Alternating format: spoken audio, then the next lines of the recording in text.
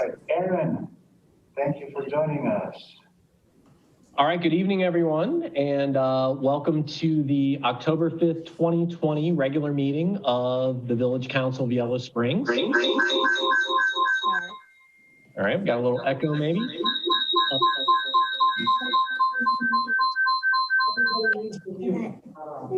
Okay, so Sean is saying that if you are on, you should be on mute.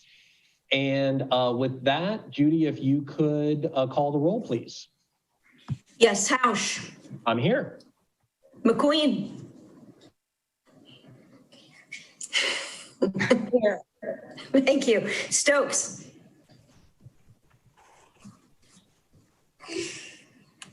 I am not seeing Stokes. Let me know if he pops back in. Krieger. Present. Curlis. Here. We also have Johnny Burns, Public Works Director, Planning and Zoning Administrator Denise Swinger, and I believe Sergeant Watson is on for Chief Carlson this evening. Chief Carlson's on too. All right, so I heard Chief Carlson is on as well. And with that, sorry. Okay, thank you, Judy. We're gonna roll into announcements and let's see, did Florence come back on? I think, all right. Yes, yeah. I do. Yeah, Florence, why don't you get us started with something positive? Well, I just like to say we've had our first 5 students in the Youth Learning Center today. It went well. Everything's not completely set up, but we had 2 families, 3 in one set of students, and then we closed down to clean, and then the others came in about an hour later. All right, thanks for sharing that.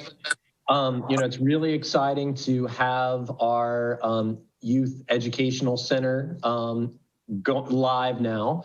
I appreciate the safety protocols. And remember, you can contact the village if you would like to be part of the program. I know we've got a lot of great tutors lined up, including Mayor Pam, I know is in the mix. And this is part of how we are investing our CARES Act dollars to support the community. Laura, were you gonna give us an update about the county auditors property valuations? Yes, and I think everyone's pretty well aware if you're a property owner, you got a reevaluation. The average value of a property in Yellow Springs over the last 6 years increased by 19.65%. So you could take your prior valuation multiplied by 1.1965 and you'll skip that number in any event. But you can also do the math and figure out that a lot of you saw increases of a lot more than that. I think the important thing I'd emphasize is everyone should go to the reval page, go to the county auditor's webpage /revaluation and just check the facts about your property, because many times they don't have the facts right. Now, that might work in your benefit or it might not. So you might want to check the facts. But October 23rd is when the informal review process ends. So be sure to email the auditor where you can click review when you're at that site, or call and ask for a review and give reasons why you think your reevaluation is not accurate. They are very busy. I got a call, then I called back and still haven't heard back. So the final values are determined and taxes are calculated in December of 2020. And the Board of Revision, the very last day to file is March 31st. So that's the schedule. And we may have the auditor come to our next meeting to talk about that. And if you have any questions, please email the clerk so we know what questions are hanging out there. Thank you. Thank you, Laura. And, I think it's important to emphasize that this is not something the village can control. And in terms of the the property tax that we get, that is fixed. We do not get more property tax, from our operating levy in particular, based on these changes in evaluation. There was a really good report out at the last town hall meeting. So that is on our YouTube channel, which is the community station channel. And we can actually put that in the chat to make sure that people know how to get there. The other thing that we want to emphasize is that we will, continue to follow up on this. And as Laura said, those reevaluations can be challenged. And that was part of what was explained in the video that was shown at the town hall meeting, which you can have access to. Josue, do you have any announcements? I know we should probably talk about the AMP Innovation Award. Yes, I was just getting to that, Brian. I'm excited to announce that we have won some awards this year from American Municipal Power. We won the AMP Innovation Award. And we're really excited about this one because we see it as the seal of approval by the American Municipal Powers Association, as Yellow Springs being a leader among the AMP communities and how we're leveraging technology to deliver better service for our residents.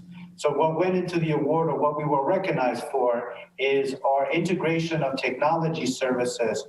That is GISing technology that we use to map out water valves, every water line, every sanitary sewer power poles, transformers, and we're able to link all of our data with the iWorks tool. And the iWorks tool is the platform that we're using for citizens to submit concerns, submit the request for services, and we're able to track those requests for services with a database of what assets, what infrastructure we are working with. This would allow us to be able to document every work, improvement, or repair that we make to a pipe, a valve, or a pole. Oftentimes, with the administration, Johnny and his team are out working on a valve that isn't recorded anywhere. We lack some documentation. This technology will allow us to not only keep track of all the assets we have, but also what work we've done, who did it, and what was the outcome.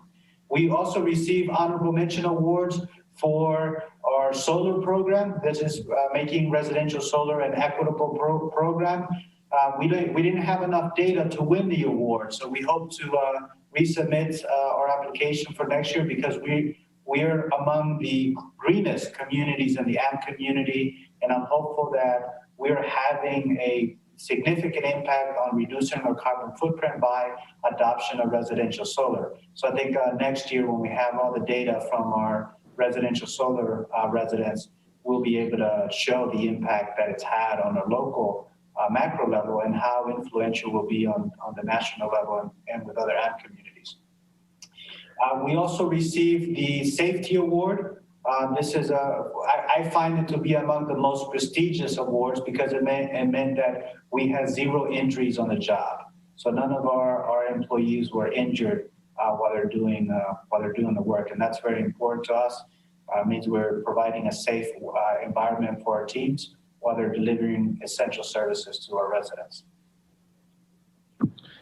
Thanks for sharing that, Josue. And are there any other announcements from council members? Yes, I have an announcement, and Judy reminded me. In 2016, the village adopted a resolution observing Indigenous Peoples Day, and the Human Relations Commission worked with area Native Americans and other Indigenous people to study what was the best way to observe this day, and it was determined to say Indigenous Peoples Day, which acknowledges Indigenous peoples worldwide. That is next Monday, October 12th. So I would just like to notice that for all of us. There was something else that I wanted to say, Brian. You and I have talked about it, and I don't know if announcements is appropriate time.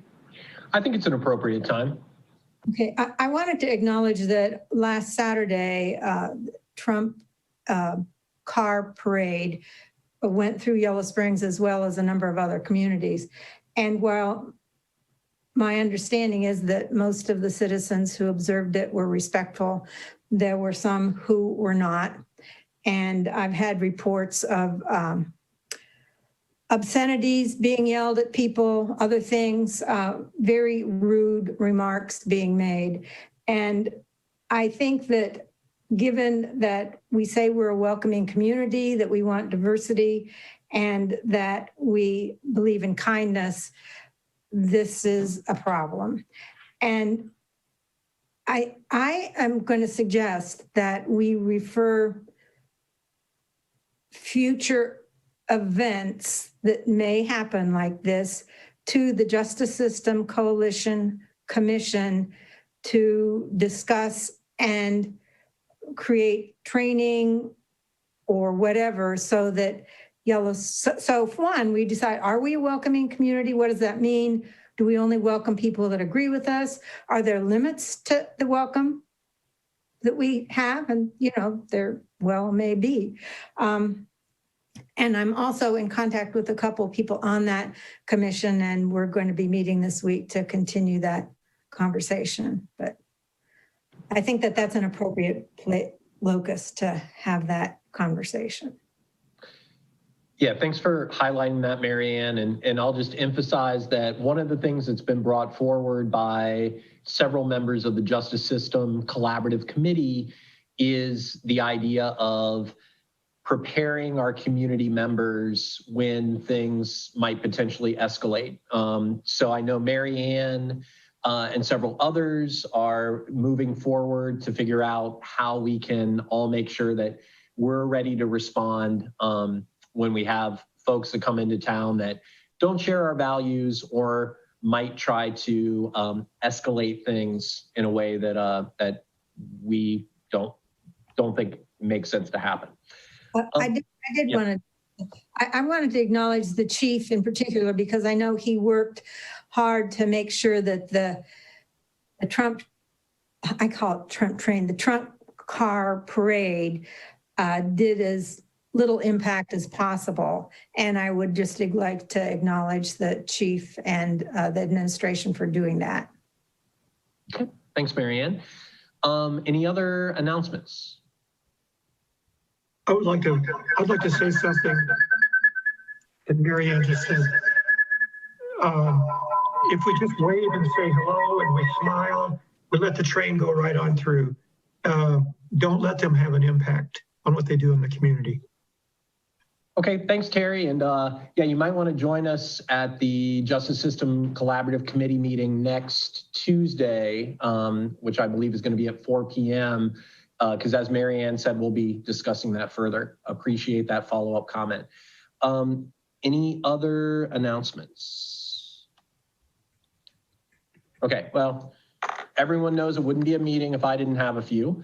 So I'm going to first of all highlight, I want to make sure everyone's clear about in-person voting. I know many of you are planning to do the absentee mail-in ballots, and I think everyone's aware that a good way to make sure that that ballot gets where it needs to go is to drop it in the box at the Greene County Board of Elections on Ledbetter Road in Xenia. But I also wanted to mention that in-person voting will happen at the Board of Election office, same location, but on Election Day, November 3rd, the current understanding that we have is that the polling place will be, as it's been for a while, at Antioch University Midwest. Remember, the polls open at 6:30 a.m., close at 7:30 p.m.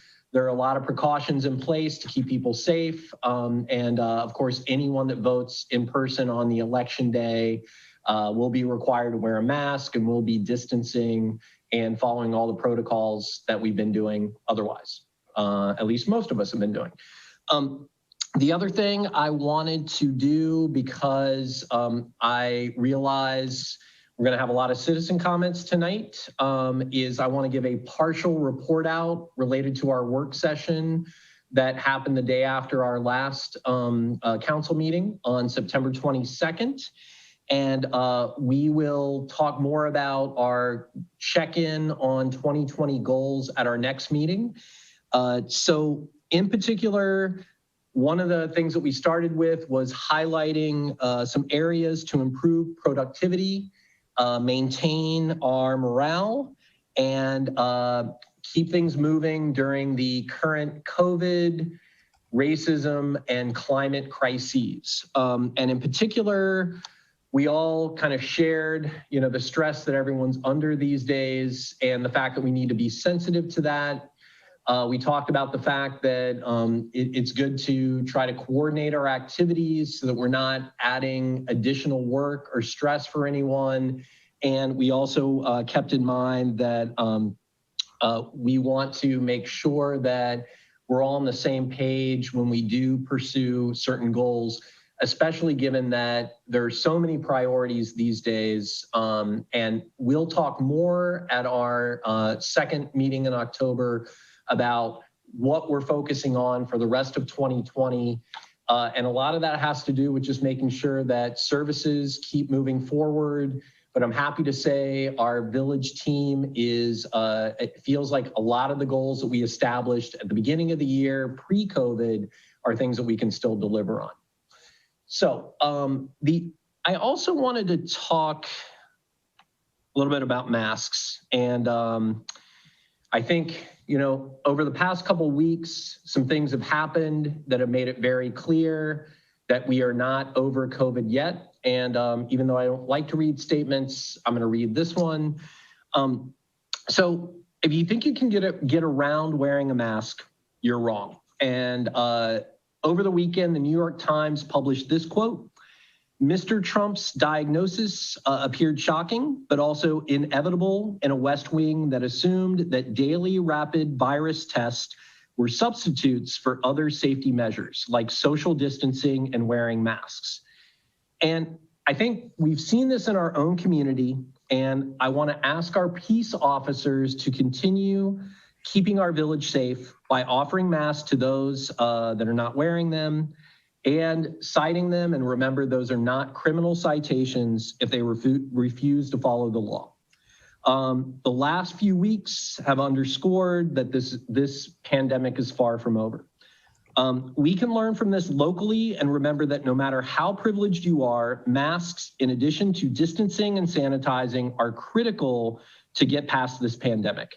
It has become clear that even if you have the money to regularly test yourself and others, you are bringing to our community. This does not address the insidious nature of the virus. As we have said from the outset, you need to wear your mask. It is the right thing to do, as well as the law in Yellow Springs, and continuing to not follow this puts all community members at risk. The science is clear, and again, we need to follow the proper protocol. The other thing I want to say here is that it's easy to kind of lose interest and not want to wear our masks. But as we've heard over and over again, when we do this, we are contributing to helping to remove this virus from our community and from the United States, and to stop those deaths that keep on tolling.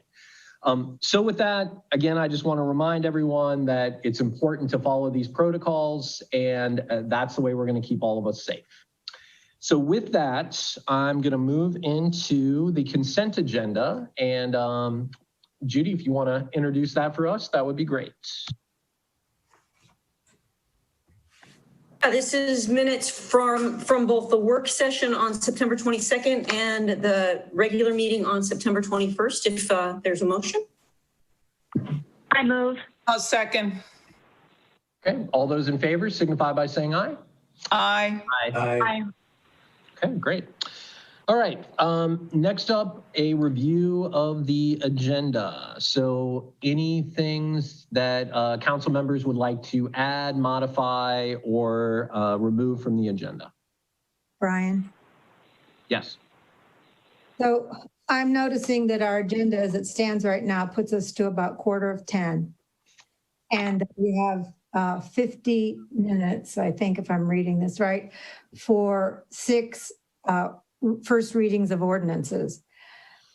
I would strongly bet that we're going to probably take more than 50 minutes just for that first reading.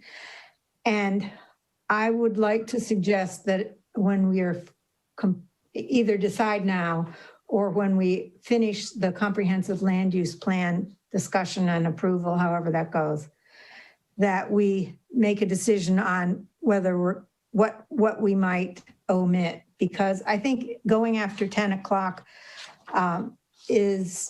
just doesn't work, and it would put the stormwater study, if we do that tonight, so late, and I think it really deserves some good attention.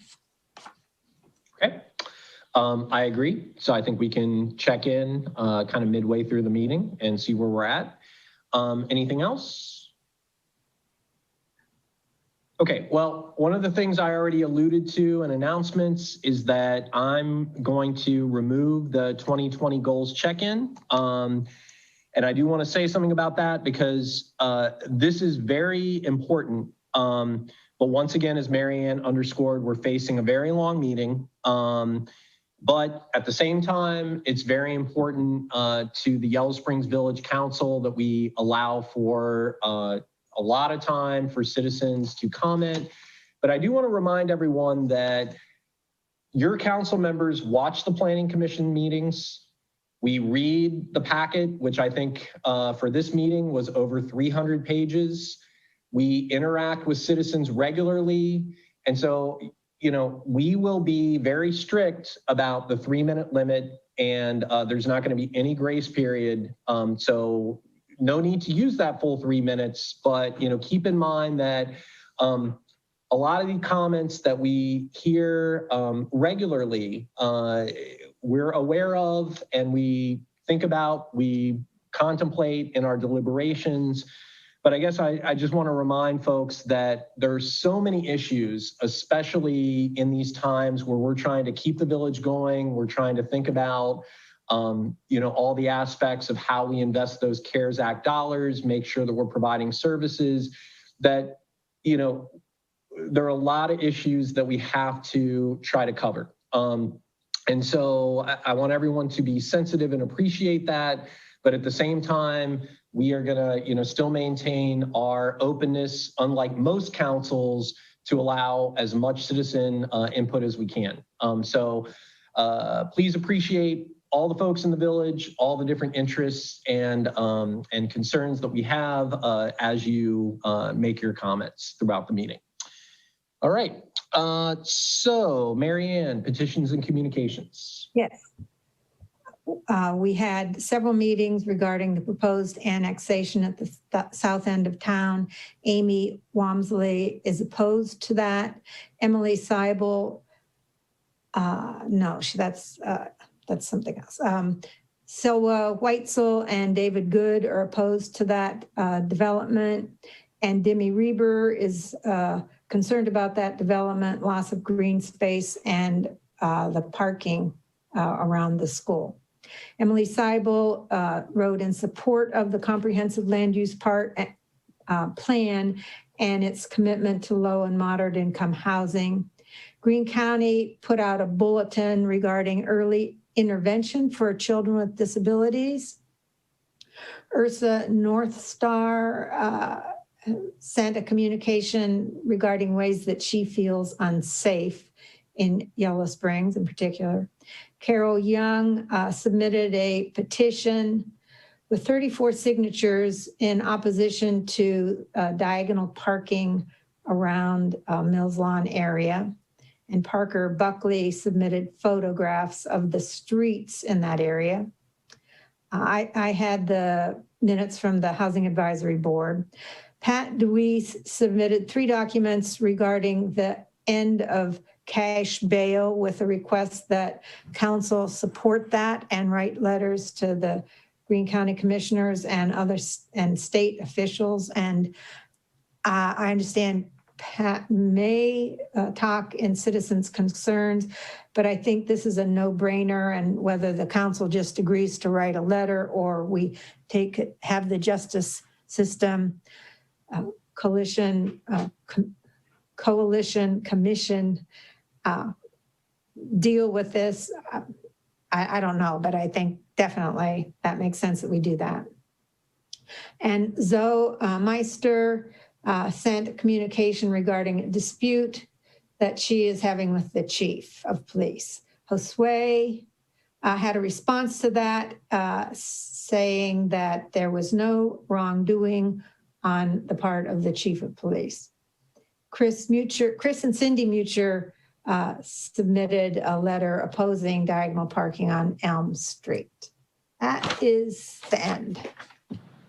All right, thanks, Marianne. So we are going to move into legislation.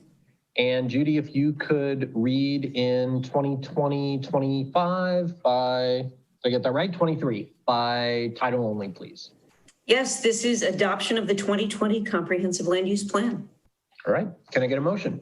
So moved. And a second? All right, well, how about I second? All right. Okay, I want to preface the discussion by highlighting what I think is a fundamental misunderstanding about what a comprehensive land use plan is. And in particular, I think that there may have been some comments at the Planning Commission meeting otherwise that may have created some misunderstandings about what a comprehensive land use plan involves, which is bringing in a lot of concepts around, what our future might look like, what opportunities we might take advantage of, and keeping in mind that none of these are actions that are automatically implemented. I think, the issue with the parking concepts in particular is one that highlights where there might be a bit of a misunderstanding. And I guess I just want to remind folks that, the petition we received in particular is great. I think it's something that we will keep on file if and when any action might be proposed to do diagonal parking on Phillips and Elm Street.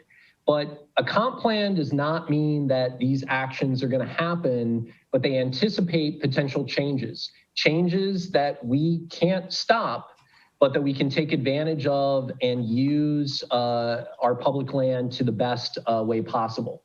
So keep that in mind. There's always going to be a process. We're way far off from anything in the comp plan being actioned. And I think that's important as we get into some of the comments that I think some folks want to share. So I'm going to pass it on to Josue, and Josue, if you want to kind of lead off with anything, and I know Aaron might want to say a few things as well.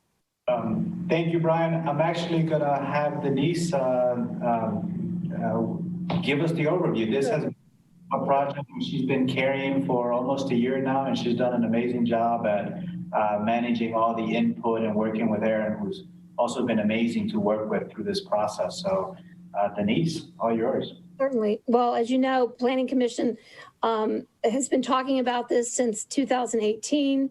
We've had some meetings about it. In 2019, we really put it into action and came up with what we wanted to see in the plan elements. We put out an RFP, had a number of applicants, narrowed it down to Community Planning Insights, and Aaron Sorrell has been working with us for now over a year. COVID kind of slowed that process down a little bit, but we still try to keep it going. And in your packet, I did provide, I know Aaron gave an in-depth presentation at the last meeting. He is here tonight if you need to ask any specific questions. But I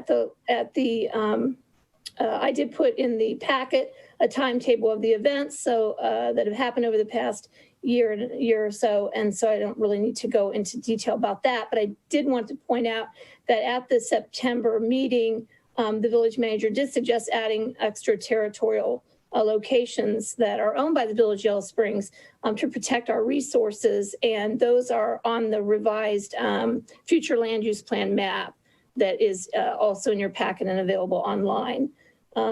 I was going to talk a little bit about parking, but I think that, that Brian pretty much summed it up. So that's all I have on that. All right, thank you, Denise. Aaron, did you want to add any brief overview comments? No, I think Denise's memo really sums it up, and I'm just here to answer any questions that anyone may have. Okay, well, I'm going to start with, I guess, council comments or questions, and then we'll see what comments community members have.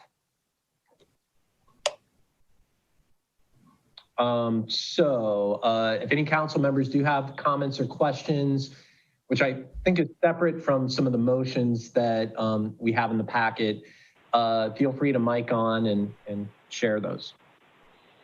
I'll go first. Oh, go ahead, Laura. Go ahead, Laura. Was the revised future land use map presented to Planning Commission?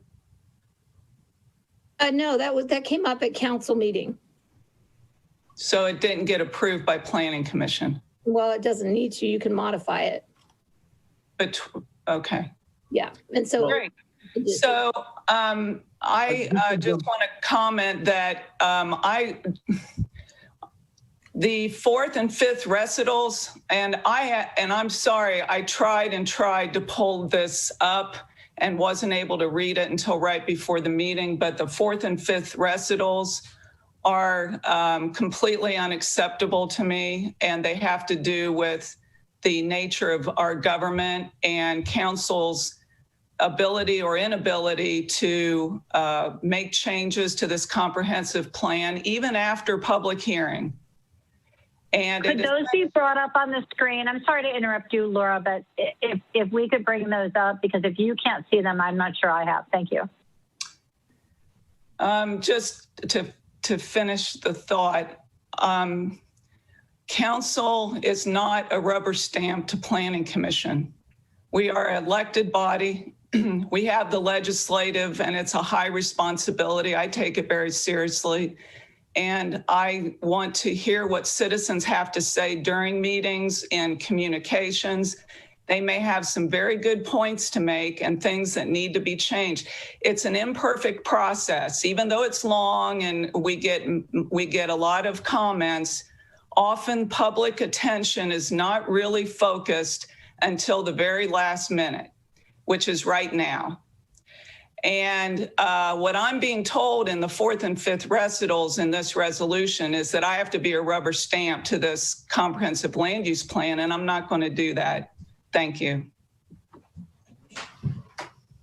All right, thanks, Laura. Yeah, and I do want to, I started to jump in just to say that we still need to have a motion and approve the piece around potential properties that we might want to annex in the future.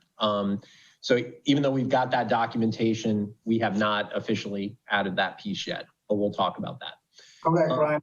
You have access to both maps. We put in the updated map, what it would look like should you choose to make that motion and make that change. You have that map of what it would look like. That way, both maps have been created. And Aaron needs to jump in.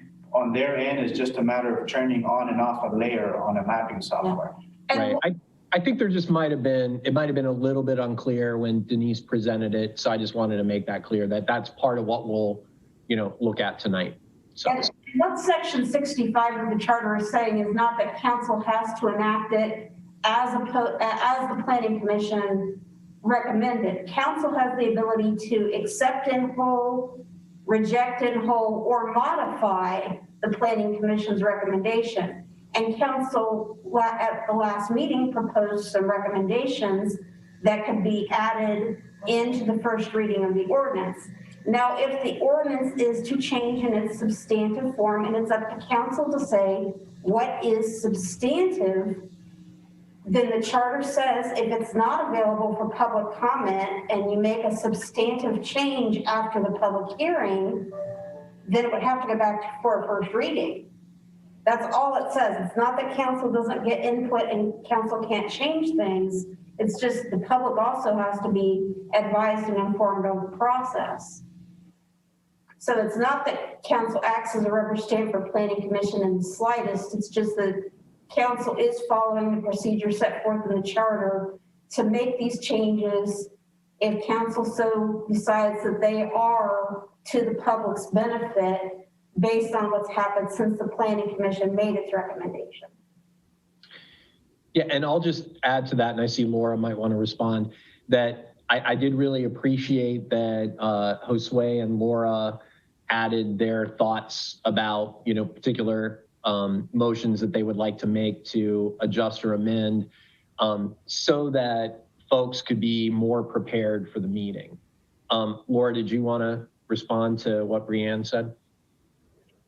I think it's a narrow reading of the word substantive, and I find it ironic that, in fact, the public has never heard about the recent revision to the map, which is not a huge deal. It's just adding it was an oversight, really. But if we're going to be really nitpicky about procedure, then we ought to go back to Planning Commission to add our own properties to the revised land use map, which nobody's seen till tonight. So I'm just saying that it's an imperfect process. We're all doing the best we can, but I certainly think that after we hear citizens and if we want to make a motion, that we make a motion, and if it gets accepted, great. If not, certainly by the second reading, people will know what the ordinance is going to look like. Thank you. Thanks, Laura. Lisa?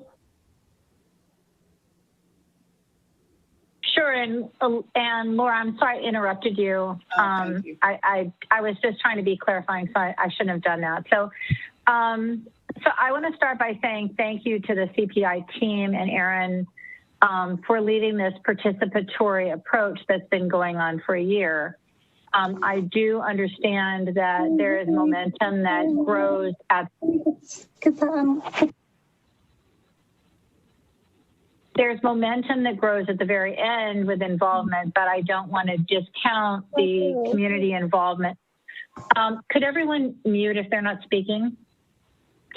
I do want to recognize the community members who have come out and participated along the way. I think that involvement has been important. This is maybe not in the best order, but let me just read my notes. So regarding parking, I appreciate the idea that we might increase efficiency within our existing footprint, understanding that there may be some changes that may be needed. I personally don't see a barrier to including that parking report in the plan with the understanding that what is in the plan doesn't imply tacit approval, but rather that it's a plan that could be explored and then socialized and then ultimately approved. And so that's how I feel about parking. I think we do need to change things over time. We don't need the same parking plan that we've had since I don't even know, the 50s, the 60s. We have to be open to thinking about new things. But I don't see the inclusion of this in this plan as a rubber stamp. New topic. I see new opportunities that have presented via annexation to explore more affordable housing spaces.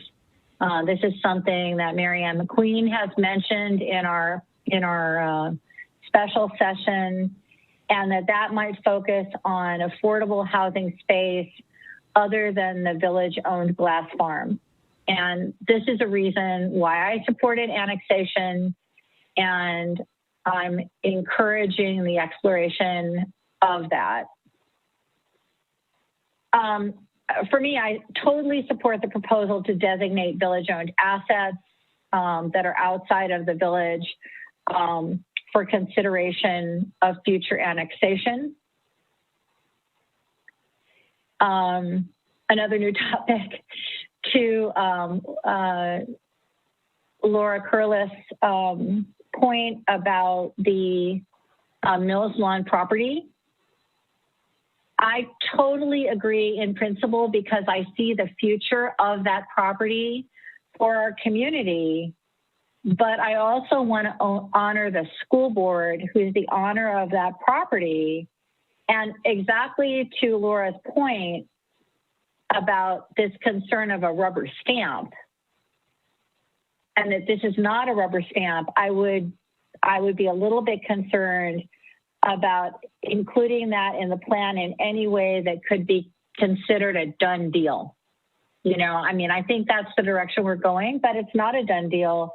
And, you know, we don't own that property. And finally, to Laura's point about the fourth recital, reads, whereas section 65 of the village charter specifies council shall consider planning recommendations. I'm not an attorney, I'm a nurse. So maybe I'm misreading this, but the word consider to me, I didn't read that as a rubber stamp or as a done deal. And I don't fully understand the issue with the fifth recital other than, you know, I do see what you're saying, that it's in the best interest of the village to adopt it overall. And perhaps it's just my lack of understanding about how set this is. But I feel as a business person who's done a lot of strategic planning that right now in our world, even to say you have a 1-year plan, it's not like ready, aim, fire. It's ready, aim, steer. And I understand that the village has invested a lot of money in this plan, but I don't think we should ever consider it to be something that's locked in place that we're going to follow come hell or high water.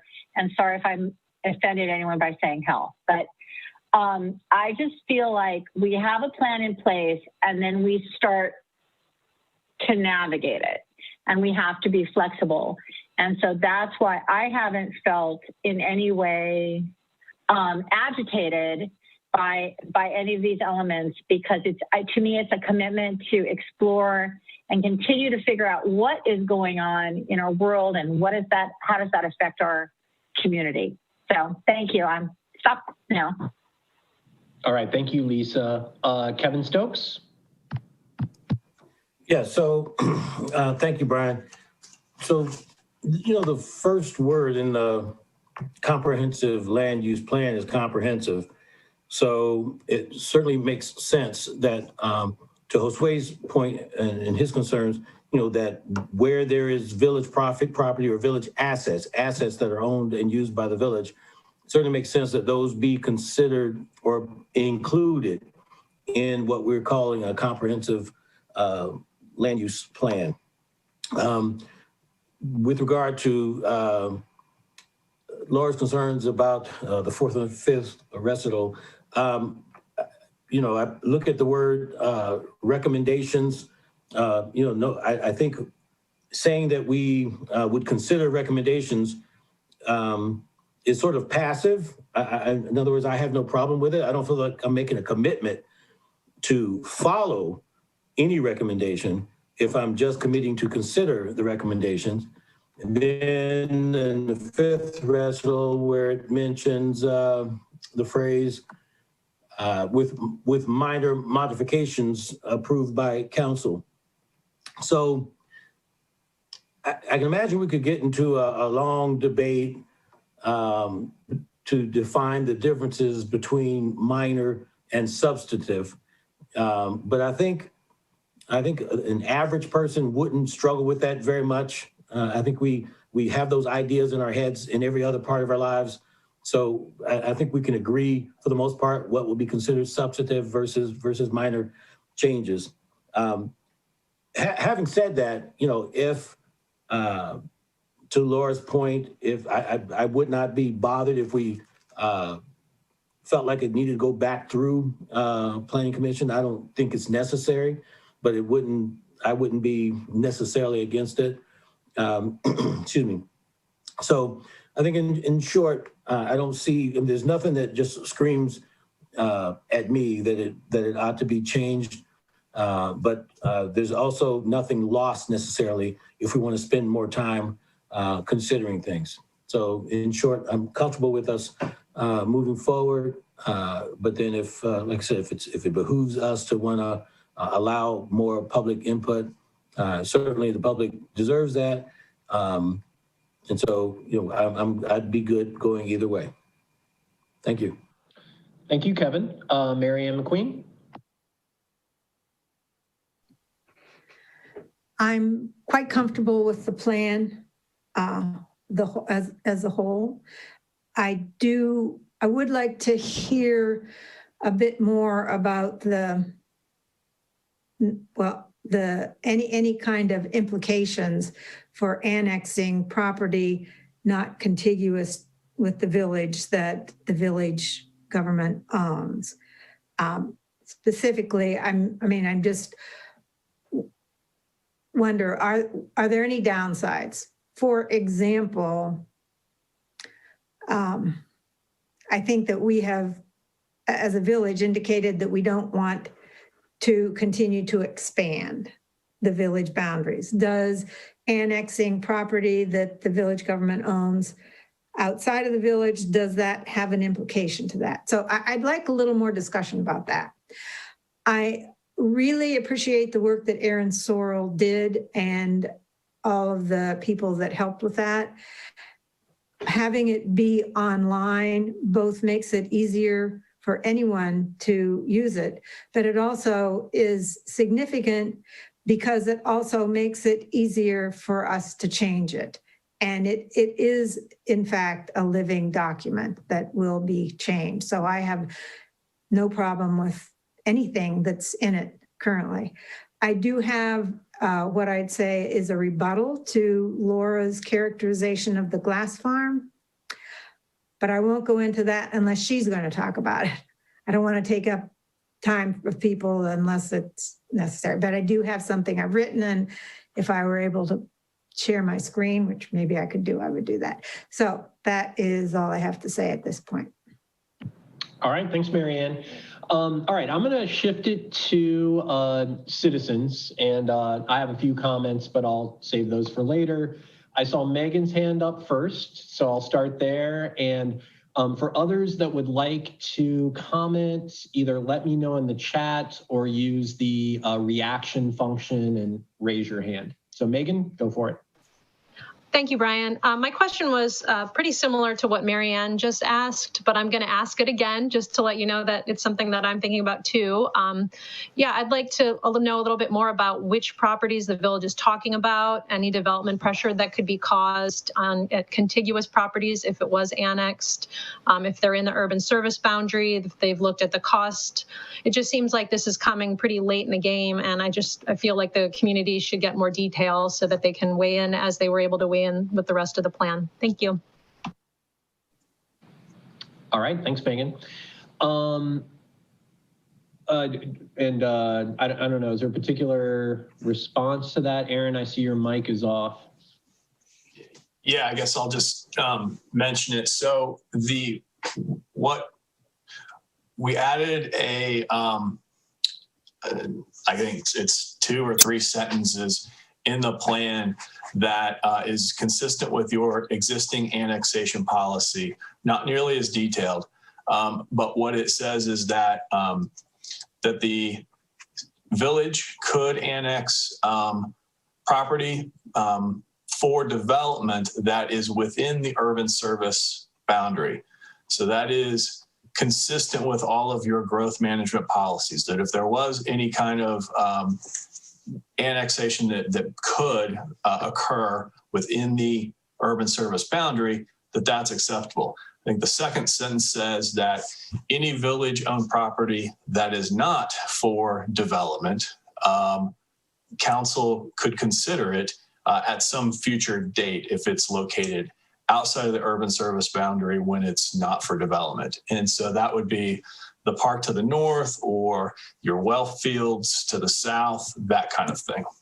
That's it isn't intended to, in fact, it's intended to reinforce your existing growth management policy, but then also recognize that there are properties that you may want to bring into the village at some future time that aren't related to development, but being able to control your own destiny from a maintenance, construction of maintenance facilities, that kind of thing. Brian, if I may, I would like to add, I like how Aaron left off, that it's controlling our destiny. Of the 3 properties that we're proposing, 2 of them are critical to our infrastructure and how we deliver services. I think we can probably agree that our well field is perhaps our most important land that we own. This is where we get our drinking water from. So it's in our interest to protect our drinking water source as much as we can. So that's one of the properties that I've proposed to add to our future annexation plans. The second one is our farm, our Sutton Farm. This is essential for our delivery of repairs and improvements in the village. We don't have land inside the village that is conducive to storage of supplies, materials, and equipment. We have this facility out in the township. We recently ran into a problem with the township where they refused our permit to build a pole barn. And that's just unacceptable to us because we cannot have our supplies, valuable copper, wire, and other very expensive material out in the open. We need a facility to store this very expensive material and equipment.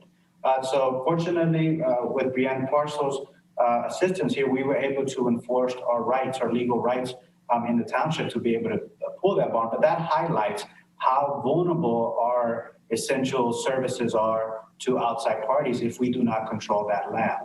So that's the second parcel. The third parcel I think is very dear to our community's heart. That's Ellis Pond Park. If you recall last year, I think one of the biggest criticism I had early on in my tenure here was pruning and trimming some trees over at Ellis Pond. It highlights how important Ellis Pond is for our community, and it currently is outside of the village corporate limits. And I think it's an important piece of our park infrastructure system. And I think that will be also an important parcel to bring into the village. None of these properties are being destined for any development. No, there is no development thought that's gone on to this proposal or this recommendation. We're purely looking at protecting our village assets. And to Megan's question, if anything, it's negative development pressure. If the village were ever to annex those properties, the adjacent property owners wouldn't necessarily be looking at utility extensions or anything like that, because again, these are public service and public park facilities that we are looking at protecting by bringing them into the village. We're not necessarily looking at them as development channels. Okay, thank you. Brian, yes, go ahead. You mind if I go ahead, Kevin. It was Mary Ann's question, but Josue or Brianne, are you able to at this point talk about Mary Ann's concern about whether there's any downside to annexing non-contiguous land? We can't annex non-contiguous land. This would be, right now the Sutton Farm and the well field are not necessarily contiguous. This is a future, if at some point in time they were to become contiguous, then the village would look at annexing. Okay. Great, thank you. Thanks, Brianne. All right, Parker. Okay, thank you. This is Parker Buckley, 326 Phillips Street. Commenting on the parking aspect of the comprehensive land use plan. And I think, at least and I think I can speak for most people here, that we accept that this is a plan and it's somewhat notional, and we don't expect to see people out there building parking spots tomorrow. You know, that's not our concern. But when we see, you know, in the comprehensive land use plan, sort of generalized plans for the village and how it could be used for future zoning decisions and that sort of thing. And then tonight we heard again some reference to what may become of Mills Lawn and Mills Lawn School in particular. When we hear those general things and there's this sort of undercurrent of what's going to happen with Mills Lawn in that space, then we see a very detailed plan down to the individual parking spot for diagonal pull-in parking along Elm and Phillip Street. That raises all kinds of flags. You know, it seems like the ground is being plowed for this to become a future commercial area, or to be gradually transitioned to part of the downtown area, or, you know, commercial development either of the properties where we live or on Mills Lawn. You know, there's some discussion in the plan, and Aaron presented it well, that if Yellow Springs Mills Lawn Elementary School should go away at some point, that area could be converted to commercial interests, in which case then the diagonal parking would come into play. And so, again, the fact that it's shown in such detail, even though there's some sort of caveat that it's only if and it's only that, so that, again, it raises red flags. This is a residential neighborhood, a historic neighborhood we're very proud of. I'm concerned from the Complete Streets program that the village is going to implement. The diagonal pull-in parking is really pretty hazardous to cyclists. It's very difficult to see backing out of those spots. We get a lot of bike riders on Phillips and Elm Street. It's a little bit downhill going toward the village, toward downtown, and I can see some real difficulty there between cars and bikes. So that's a concern. And so I don't know where I am on my 3 minutes, but I think that's the gist of what I have to say. And I think what I think we are asking for is reference to diagonal pull-in parking simply be removed from the comprehensive land use plan until such time there's a need to think of where else we need parking. Right now, we don't seem to need it. Carol took pictures of all the vacant parking places here, while the village is packed full of, you know, bumper to bumper cars downtown. So we don't see a need now, and I think to have such detail in the plan right now is worrisome on that regard. So that's all I have to say. Thank you very much for the chance to speak. Thank you, Parker. Yeah, I want to emphasize the Zoom chat for this meeting is not for back and forth, you know, in terms of commenting.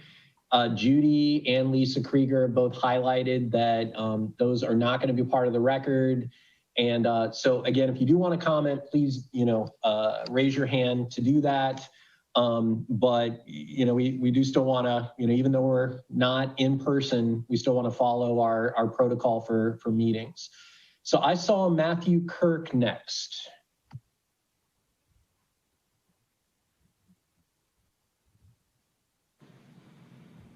Matthew? Hey, Brian, you there? We are. Sorry, I was under assault from a toddler.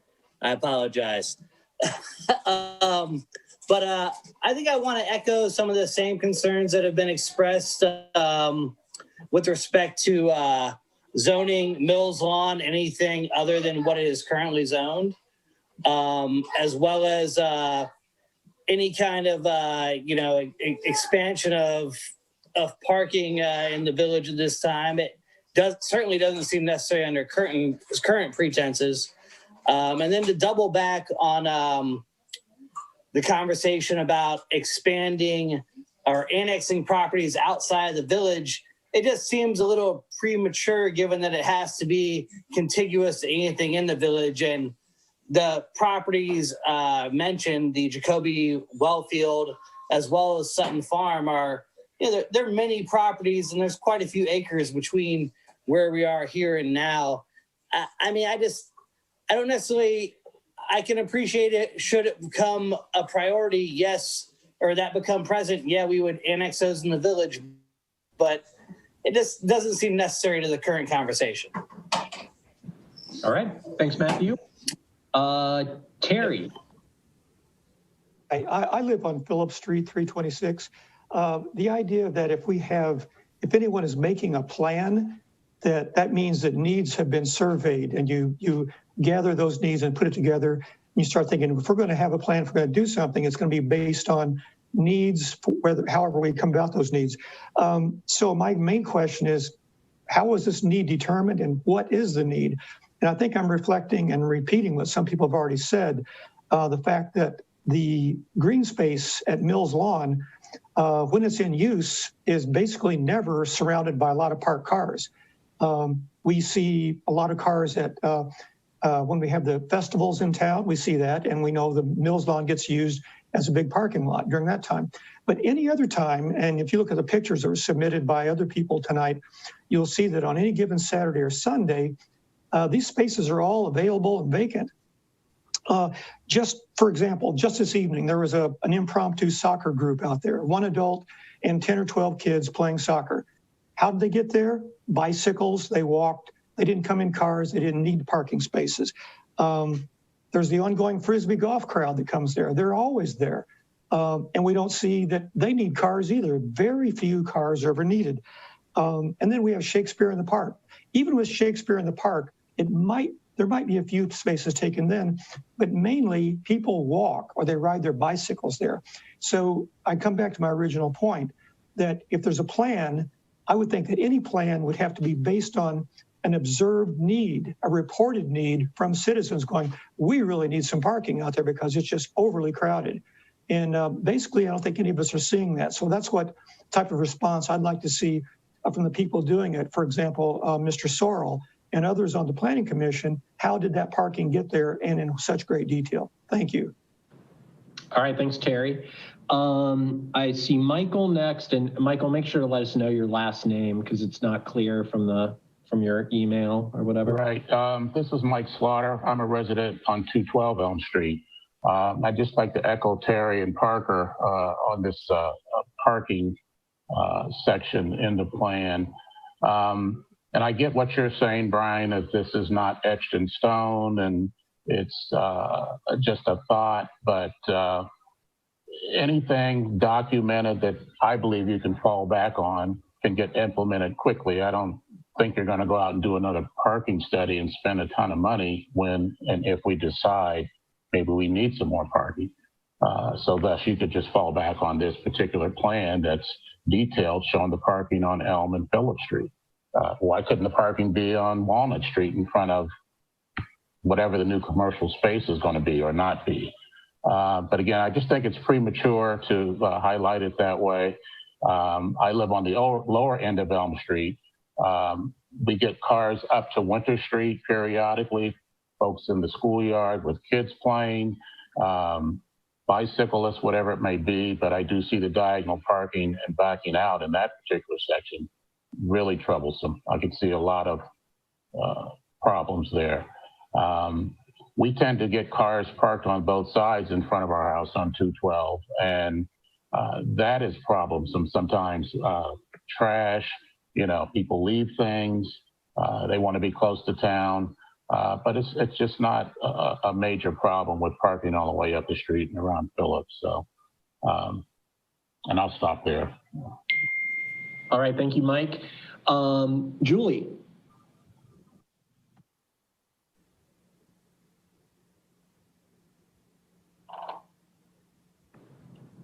Julie Ford, are you there?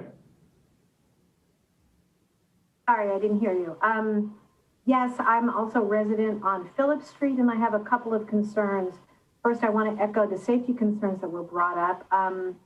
The number of bicyclists, skateboarders that go on these streets, particularly because they're nice and wide and there's a slope toward downtown. Some days it feels like every dog in the village of Yellow Springs is being walked over to Mills Lawn or down our streets. The number of families that walk over to Mills Lawn to play, I'm very concerned about the safety of diagonal parking and people backing out of those spaces. I'm also concerned about the comments from Brian and others that, well, just because it's in a plan doesn't mean it's going to happen. I'm concerned about the opposite, that once it's in the plan, then it's much harder to dispute this. So it may be that there's no development on Mills Lawn anytime soon, or that there's no need for that parking anytime soon. But when somebody decides that there is a need for that, the residents in the area who are not just in the immediately adjacent streets, but other folks have signed that petition because they see the same thing that we do, that we're not going to have the option to fight this off or to make our arguments about this in a year or 2 years or 3 years, because we're going to be told, hey, it's in the comprehensive plan, it's already been approved, it's a done deal. So we're here now because we see that there's no need for it, as Carol and Parker's excellent photographs showed.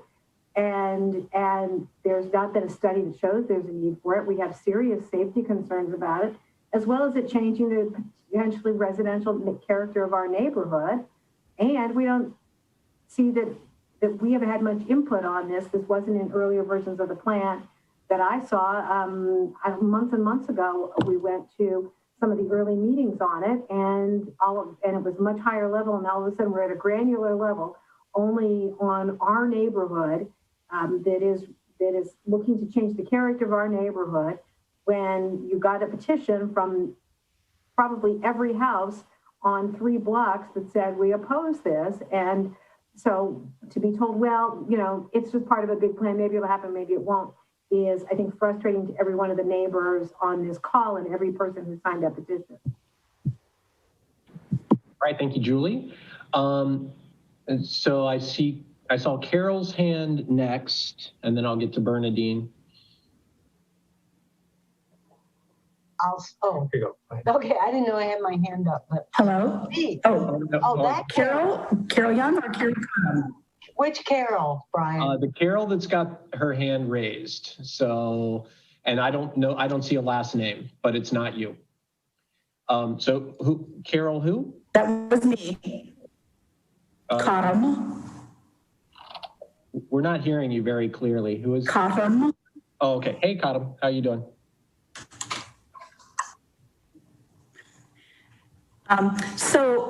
One of my issues is that now we have on the table in some form or another several very large housing developments, and the one on Glass Farm and the which is, to my mind, massive, and the one on the south end of town, which is near where I live, also pretty large by community standards.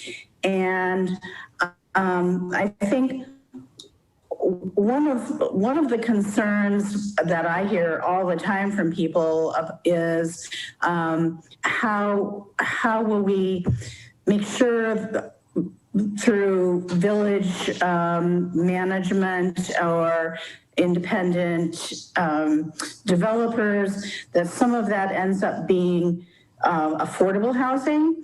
What impetus will there be for any developer to come in and say, yes, for sure, we're going to build 20 units that are all going to be very nice, and they're all going to cost less than $150,000 a year. And we're going to put in sidewalks, and we're going to put in playground equipment. And so how is it that the village intends to make that happen, I guess, by working with developers, by working, outside of the community to make sure that what's wanted by the community, by lots of people in the community, happens, and also that there's a really thorough study before either one of these planned developments takes place about the traffic impact on the local areas around those. I mean, I looked at that Glass Farm plan, and you've got huge numbers of cars potentially going out onto Dayton Street, and Dayton Street doesn't need a lot more traffic, and especially people who don't obey the traffic, the speed limit. Maybe potentially going out onto East Enon Road, going out onto Fairfield Pike. Fairfield Pike is already over trafficked and oversped. And in the south end of town, a huge amount of traffic going out onto very narrow streets where parking is allowed.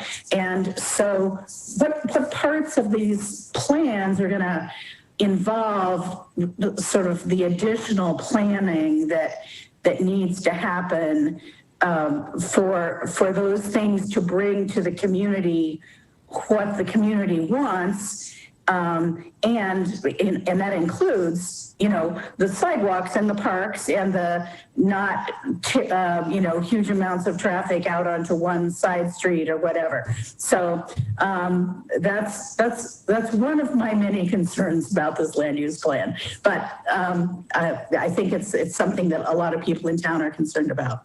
Thank you. Yep, thanks for sharing that, Carol. And I'll just say, in short, those are all things that are going to be part of, anything that is implemented, particularly in talking about the annexation. So, I think we're getting pretty, in detail on different projects, kind of beyond those concepts, but, those are all things that you're definitely right, have to be considered. Bernadine.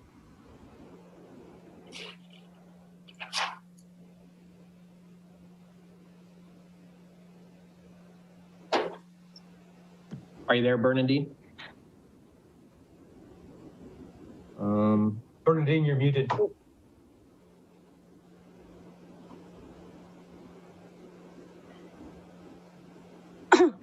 Hi, I'm sorry, I forgot to unmute. I'm Bernadine Parks. I live at 314 Phillips Street. I've lived here for almost 30 years, and I share all of the concerns that my neighbors have previously spoken to regarding the specificity of the plan for parking on Elm Street and Phillips Street. We are a residential neighborhood, and the specificity of this plan, because it's written down, in some ways gives permission for people that are considering the future use of Mill's Lawn to dramatically change the nature of our neighborhood, as well as the property values for everyone that lives in this neighborhood. I feel certain that everybody on this commission, no one would want to have a parking lot in front of their house. And that is exactly what diagonal parking would do to all of the properties on Phillips Street and Mill's Lawn. It was interesting to me that I watched the last planning meeting.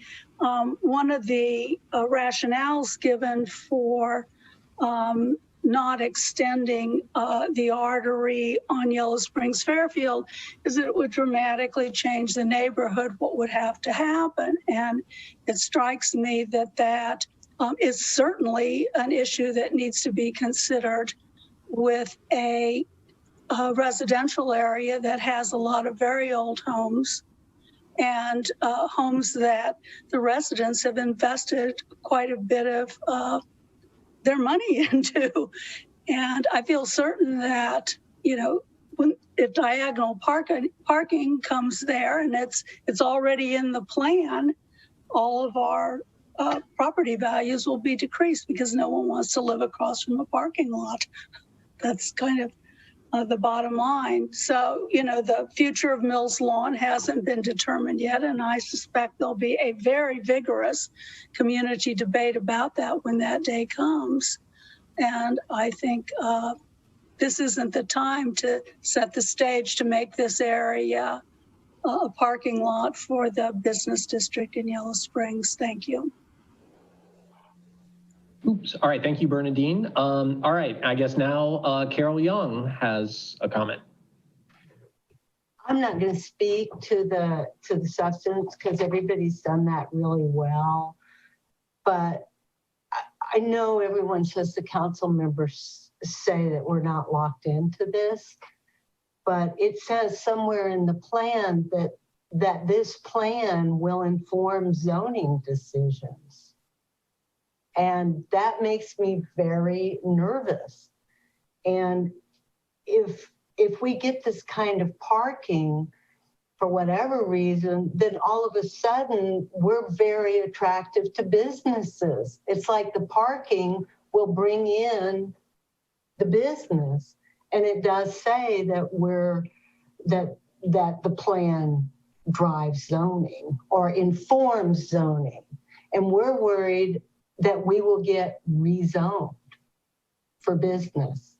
And we are a residential neighborhood, and we don't want that to happen. or perhaps a variant. It would be easier to grant a variance if somebody wanted to move a business in, if there is in fact parking. So it opens us up. So that's what I have to say. Thank you. Thanks, Carol. Maria Booth.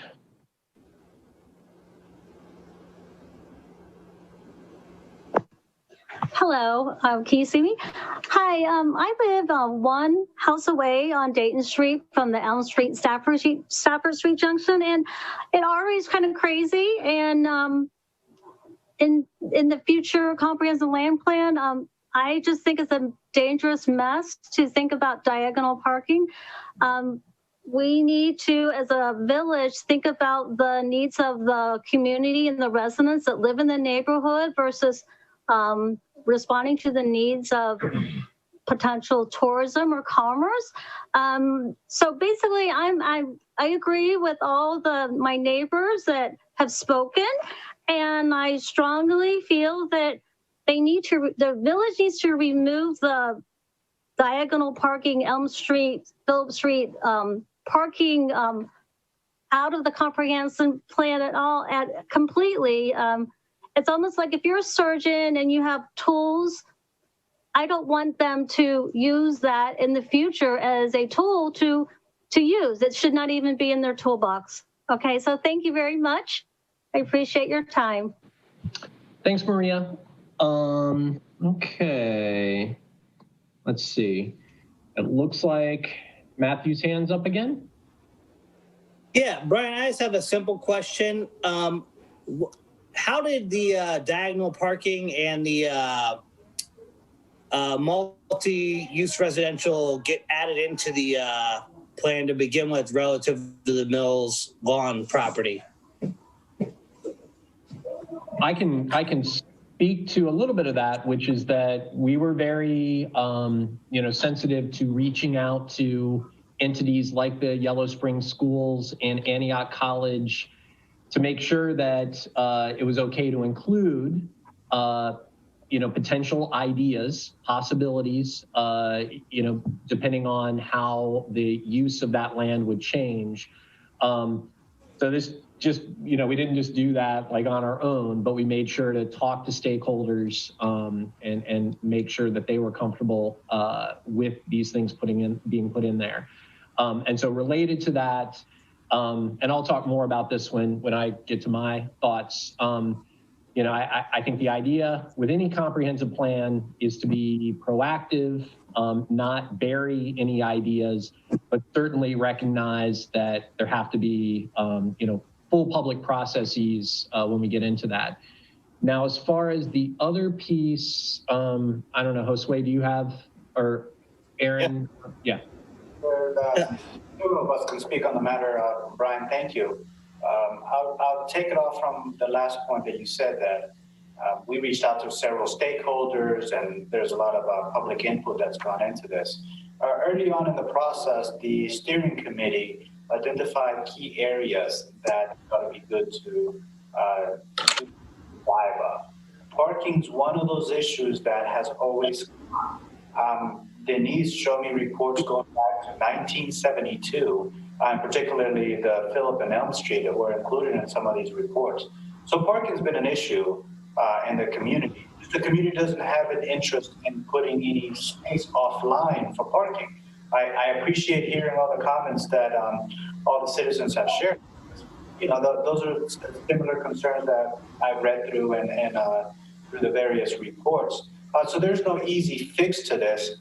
In terms of what specifically went in to come up with this conceptual plan, I'll let Aaron and Denise, who've been part of the steering committee, work and the feedback session, citizens to speak directly about how that expanding or adding diagonal parking in that area is a good fit, because it doesn't require taking any property offline. The area that is designated for diagonal in this conceptual plan already has gravel. There wouldn't be any encroachment on the school property. The area already has gravel. So Denise and Aaron, I pass it on to you to talk about this. Sure. Hey, can I interject for 1 second, Josue? Yes, You can hear me? Yes, I can hear you. Okay, great. I guess part of my questions related to, a couple of years ago, we had a levy vote on school facilities in the community. And I know you weren't here for that, Josue. So a big part of that was when the school board first came to the community, they came to the community with a plan for a K-12 facility on Mills Lawn. And part of that very, why that plan ended up getting rejected, which I think was like the top option for the school district at the time, was that people were concerned that the scale of the project would consume all of the Mills Lawn property. And they were concerned that there would be increased traffic to the Mills Lawn property. And that went down in such flames before it even got any kind of fire behind it. It was, and so I would caution putting and codifying anything in the plan that would allude to any type of erosion of Mills Lawn, of anything but a community green space and or public school area, which is how it's currently used and designated. So I can appreciate the overall needs, but I think that maybe, again, what you're putting out there is like somebody's hitting the nail on the obvious head, but the community has said that we don't want you to put a hammer on that nail. Thanks. I've got you, and I think none of what we're proposing would change the designation of what Mills Lawn currently is. You have it, and Aaron has spoken about it, and we also reached out to their stakeholders, and there were no immediate plans to do anything different than what they're currently doing. Yeah, let me Josue, to what one point of correction, Matthew, the school district has made a actual assessment of the value of the property. They have made preliminary plans that if they were to discard the property, that they'd be able to do so. So, I mean, to say that that's not on the table is not necessarily taking into consideration all of the facts. Okay. All right, I'll move on. Brian, thank you. I apologize. Yeah, and I will have to shut people's mics off if you just keep jumping in. We got to have a little bit of order, because we're already looking at, this discussion's going on extensively, and we do want to listen, but it can't be a free-for-all. I'm going to take 30 seconds just to clarify. Yep. I'm fully aware of the property assessment that's been done, not just on the Mills Lawn and what's happening on the high school. But when I said there was no immediate plan or nothing that the folks were acting on, while I am aware of all that, when we did the stakeholder engagement, there wasn't anything to reflect on this plan because they weren't moving on any particular plan. So I'm aware of it. I don't want to say that I don't know those plans and seeing hypotheticals on a number of units that could go either on the high school or the Mills Lawn. But as you can see from this plan, none of that is in this plan. And we could have a follow-up conversation about that. We're fully aware of the situation there. Josue, could you please define the stakeholders that were consulted? That statement keeps coming up over and over. Yes, thank you, Terry. Okay, and hold on, Josue, just a second. So Terry, again, I don't want to shut down everyone's mics, but please just, let's have some, this is a formal meeting. I understand it's hard to make that distinction since we're used to this looking like Facebook or whatever, but yeah, let's just try to keep it organized. All right, go ahead, Josue. I'll be brief. I'm using the term stakeholder as all the different groups that were that we had focus meetings with, and we look to do a deeper dive on particular issues. So part of that were the schools, the Antioch College, particularly because they're one of the largest, if not the largest landowner in the village, the business community. And we did outreach at the high school. Aaron spent some time at the high school engaging with the high schoolers. Aaron, do you want to add more? Three open houses. The original kickoff meeting, the one in January at Mills Lawn. Well, they were both at Mills Lawn, and then again, I think in August. Realtors, developers, the online surveys, and yeah, so. And as far as Mills Lawn, what we're proposing is really just a public use, which is the actual use it is. It's currently zoned RC, high density residential. So if there were to be any change outside of that, you would need a significant public effort. Brian. Thanks, Aaron. Yes, Marianne? Yes, okay, I'm interjecting with the process. I'm going to be the process person. It's 8:25. According to our schedule, we were to have gotten through all 6 ordinances and we're still on parking. My feeling is that the conversation that's been happening would be more appropriate to happen at Planning Commission. Any kind of parking changes would have extensive review at Planning Commission, I assume.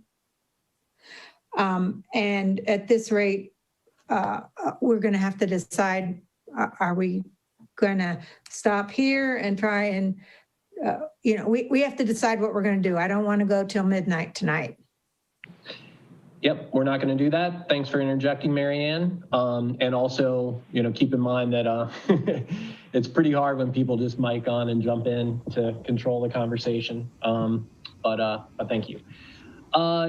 Okay, so I agree that we've had a good conversation. I'm going to say a few things. I'm going to see if there are any motions to amend, and then keeping in mind that there will be a second reading at our next meeting where, again, folks can comment.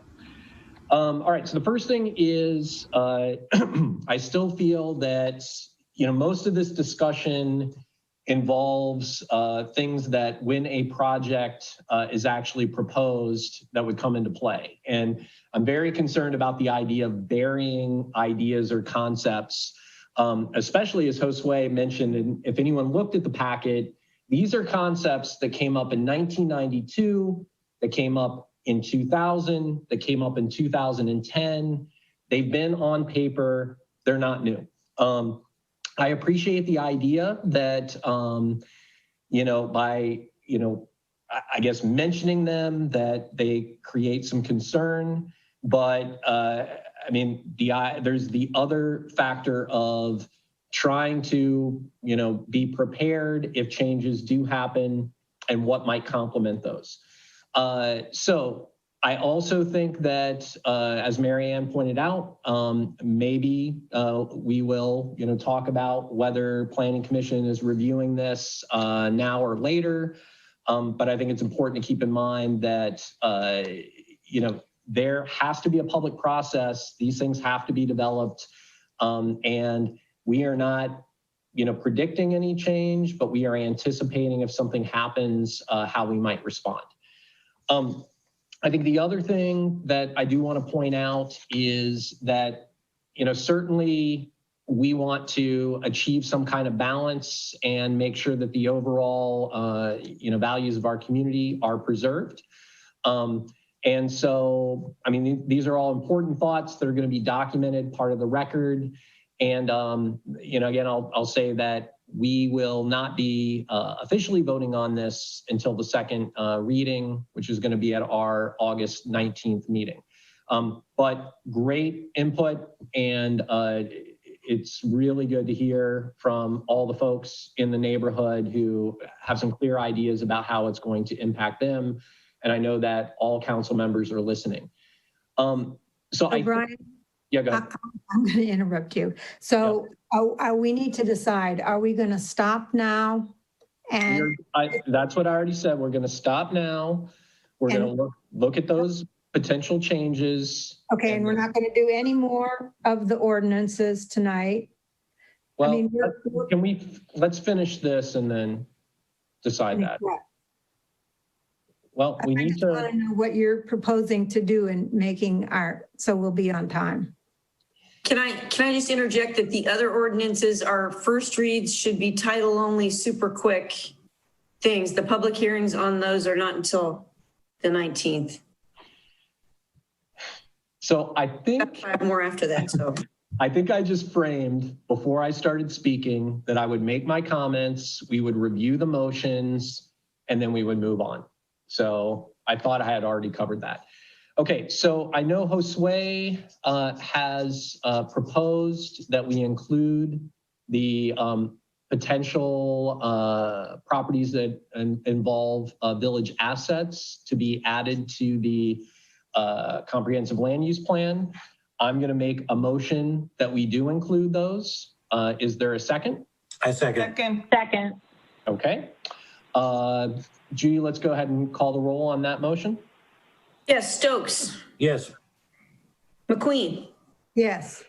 Krieger. Yes. Curlis. Yes. Hausch. Yes. Okay. And Julie, thank you for reminding me. Yes, it is October 19th. We're not going to go back in time. Thanks for that clarification. Laura, I think you had some potential motions that you were thinking about. I do have several. The first one would be I move to remove the parking studies, that whole detailed study out of the comprehensive land use plan. Not that we're getting rid of it, but we're just moving it out of the plan. Second. Okay. All right. Yeah, well, let's go ahead and vote on it. Judy, let's call the, yeah. Yes, Stokes. Yes. Okay. Krieger. Yes. Curlis. Yes. McQueen. No. Hausch. Yes. Okay. That passes 4-1. Okay. Laura? This motion, and I hope you'll give me the time because I think it's important to read it into the record. I want to move to designate the so-called Glass Farm Village property as conservation rather than high-density residential. I call the Glass Farm the glass wetland because it's more appropriate to describe the hydric soils and high water table hydrology. But for the fact that we have leased it for farming, it would also have a hydric plant community. It is my strongly held belief that this property has more value to the community as a preserved wetland and public conservation area. There are strategies for preserving this property that could produce income that could be directed to other things like affordable housing. One of the key village values is to avoid greenfield development in favor of infill. This is a value to prevent sprawl, but also because of the cost of extending water, sewer, electric, roadway infrastructure into such properties. This one in particular, due to its location, would be very expensive to develop. Any developer, and particularly a nonprofit one, would be looking to the village to cost share on that. Prior studies, including the 2010 and 2017 county comp plan, looked at this property and said at most it would be low density residential, not high. It is anticipated other infill properties are coming online in the village, and we should focus and prioritize those as a village value, which is already stated in the comp plan. So my motion is to change the Glass Farm from high density residential to conservation. Is there a second? Okay, I'm not hearing a second. Okay, Laura, did you have another motion? Thank you. The second would be to remove again, it's a detailed study, which I don't think, comprehensive land use plans are 30,000 feet, high level documents, and they are visionary. They're 10 to 20 years in the future. And I think that very detailed concept plan that was done for that Glass Farm property is similar to the parking study. It should be removed from the comprehensive land use plan. So I make that motion. And then just to clarify, and put into an appendix? It's a plan. It sits on a shelf until somebody's interested in doing something with that property. And then you pull it out like parking studies, you know? Okay. All right. So completely removed from the plan. Is there a second? Okay. I'm not hearing a second. Okay. No, I second. Oh, okay. So there is a second. All right. So I think this is where Marianne indicated that there might be some discussion. Marianne. So I have basically a rebuttal. It probably mostly deals with Laura's first proposal, and I have written it, and I'm going to see if I can share my screen. So I guess first I do I hit share the screen and then pop the document up? Yeah, once you get permission. Okay, let's give you permission. Hold on. Oh, okay, you're able to share your screen now.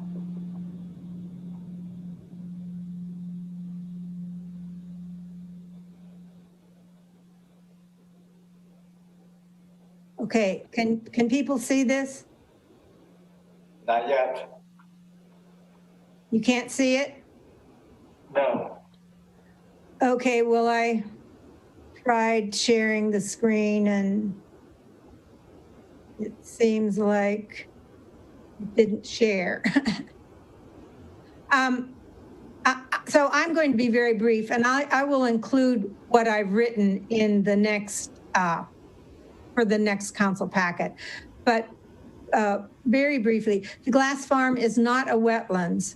Laura Curlis has stated this a number of times, but stating it a number of times does not make it any more accurate. It does have hydric soils in 2 areas, but it's missing the critical feature of wetland flora and fauna. And the idea that just letting it be would create it back into a wetland is ludicrous. The infill development that the village has proposed instead of greenfields is primarily because we want to save farmland and natural areas outside the village and prevent sprawl. If in fact the glass farm were to be costly to develop, it probably would not be developed. The village has never stated that it would be the developer or that it would fund any of the development. Laura is incorrect in stating that the 2010 and 2017 studies recommended low density development. The recommendation for low density development came from the 2001 Perspectives, a future land use plan for Greene County. Both the 2010 comp plan and the Ken LeBlanc 2017 recommend housing similar to the area, such as Stancliff, Kingfield, Thistle Creek, most of which are medium density, some of which are high density.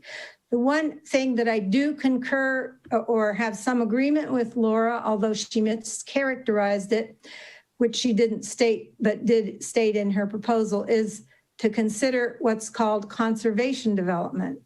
Conservation development is used to concentrate cluster housing on a piece of land and then create a conservation easement about the rest of it.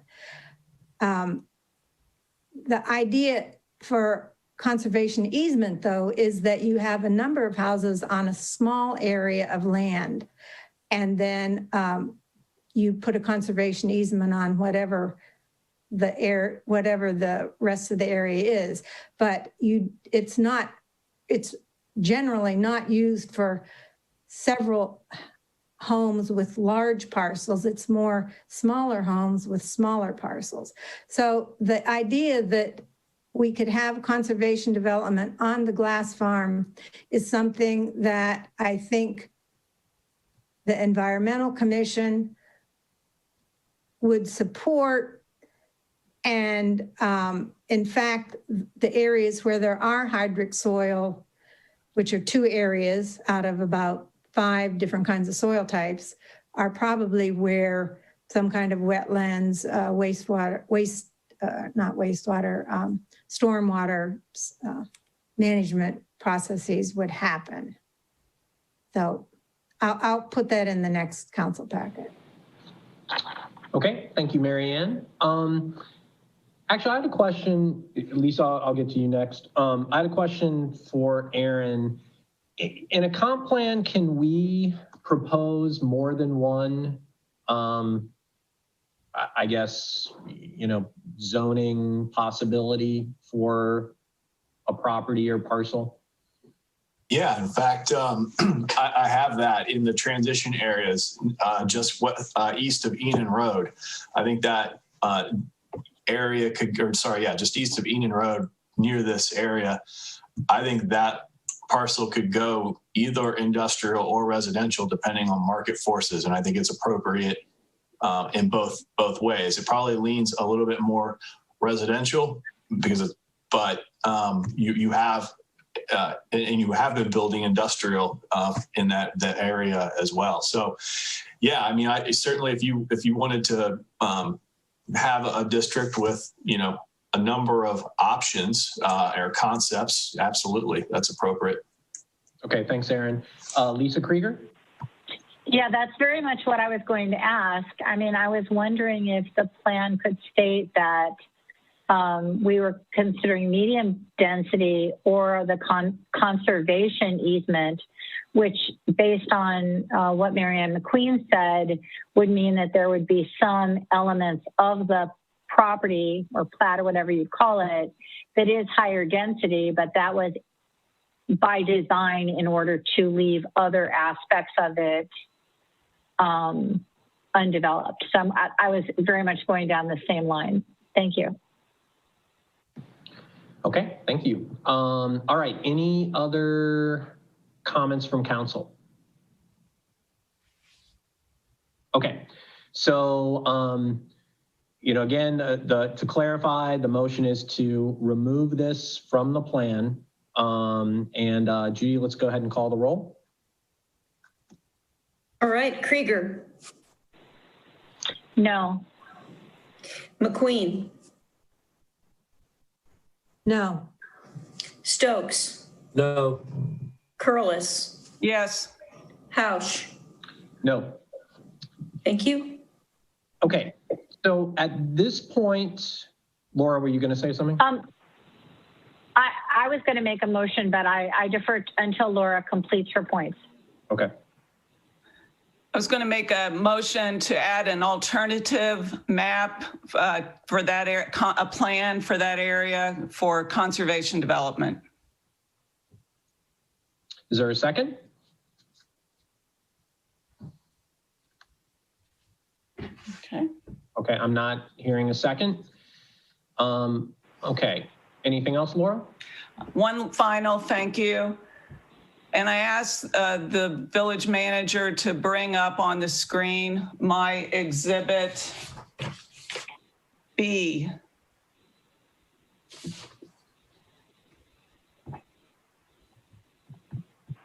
Laura, I'm sorry. May I ask, does this still relate to glass farm? No, it does not. You want to make a motion? I would like to make a motion relative to glass farm. Okay, let's do that. Yeah, I move that the plan be amended to state that the plan development could be a conservation easement or medium density to be determined in the future based on further evaluation of the soil and village needs. Second. Okay. All right, Judy, let's go ahead and do the roll call. Just to clarify with Mary Ann, who brought up the notion, would Lisa need to say conservation development? I'm not sure what Lisa was, I don't know the intention, Lisa's intention. Mary Ann, what I'm trying to propose is this idea that the comprehensive land use plan, per Aaron's comments, could be somewhat flexible. And so that one option that we would have in the plan is the conservation development with some, maybe I'm getting the language wrong, but also that it would be considered for medium density, not high density. So medium density or consideration for conservation development. Develop. All right. Thank you, Judy, for helping me with my words. Yeah, no problem. You ready for the roll call? Yes. Okay. Curlis. I'm going to vote no. Stokes. Yes. McQueen. No. Krieger. Yes. Hausch. Yes. Okay. Laura? Last thing, if I could share my screen, please, Josue.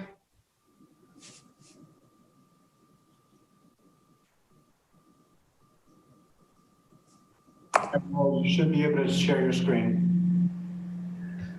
Okay. I also have the exhibit up if you want me to share it. Can you see it? No. Oh, okay, here we go. Here it is. Oh, shoot. By the way, those were the hydric soil areas right there. Okay. This is the Mills Lawn property currently in the land use plan as public use. I would move that 3/4 of it, the western 3/4 more or less, be recategorized as parks and open space, that the eastern 1/4 be changed to CBD, that central business district to which it is adjacent. And by the way, this does not mean it ever has to stop being used as a school, because that's a grandfathered use. This is in the future, if it ever stopped being a school, that this would be the vision, preserved parks and open space for most of it with commercial on the eastern 1/4. That is my motion. Is there a second? Second. Okay, any discussion from council? I guess I want to, this is Kevin.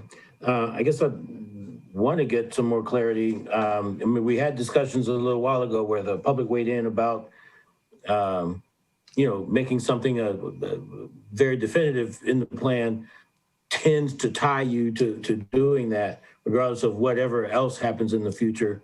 But I'm just wondering because I'm not clear what the motion's intent was. Is it to just put in a narrative into the plan to discuss the possibility of doing these changes down the road? Or are we talking about actually rezoning parts of the property that I'm not sure that we own?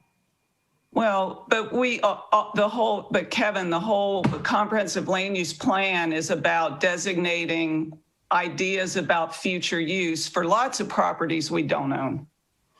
Right. So I'm asking, is it just to add the narrative or to make the change or to propose making the change?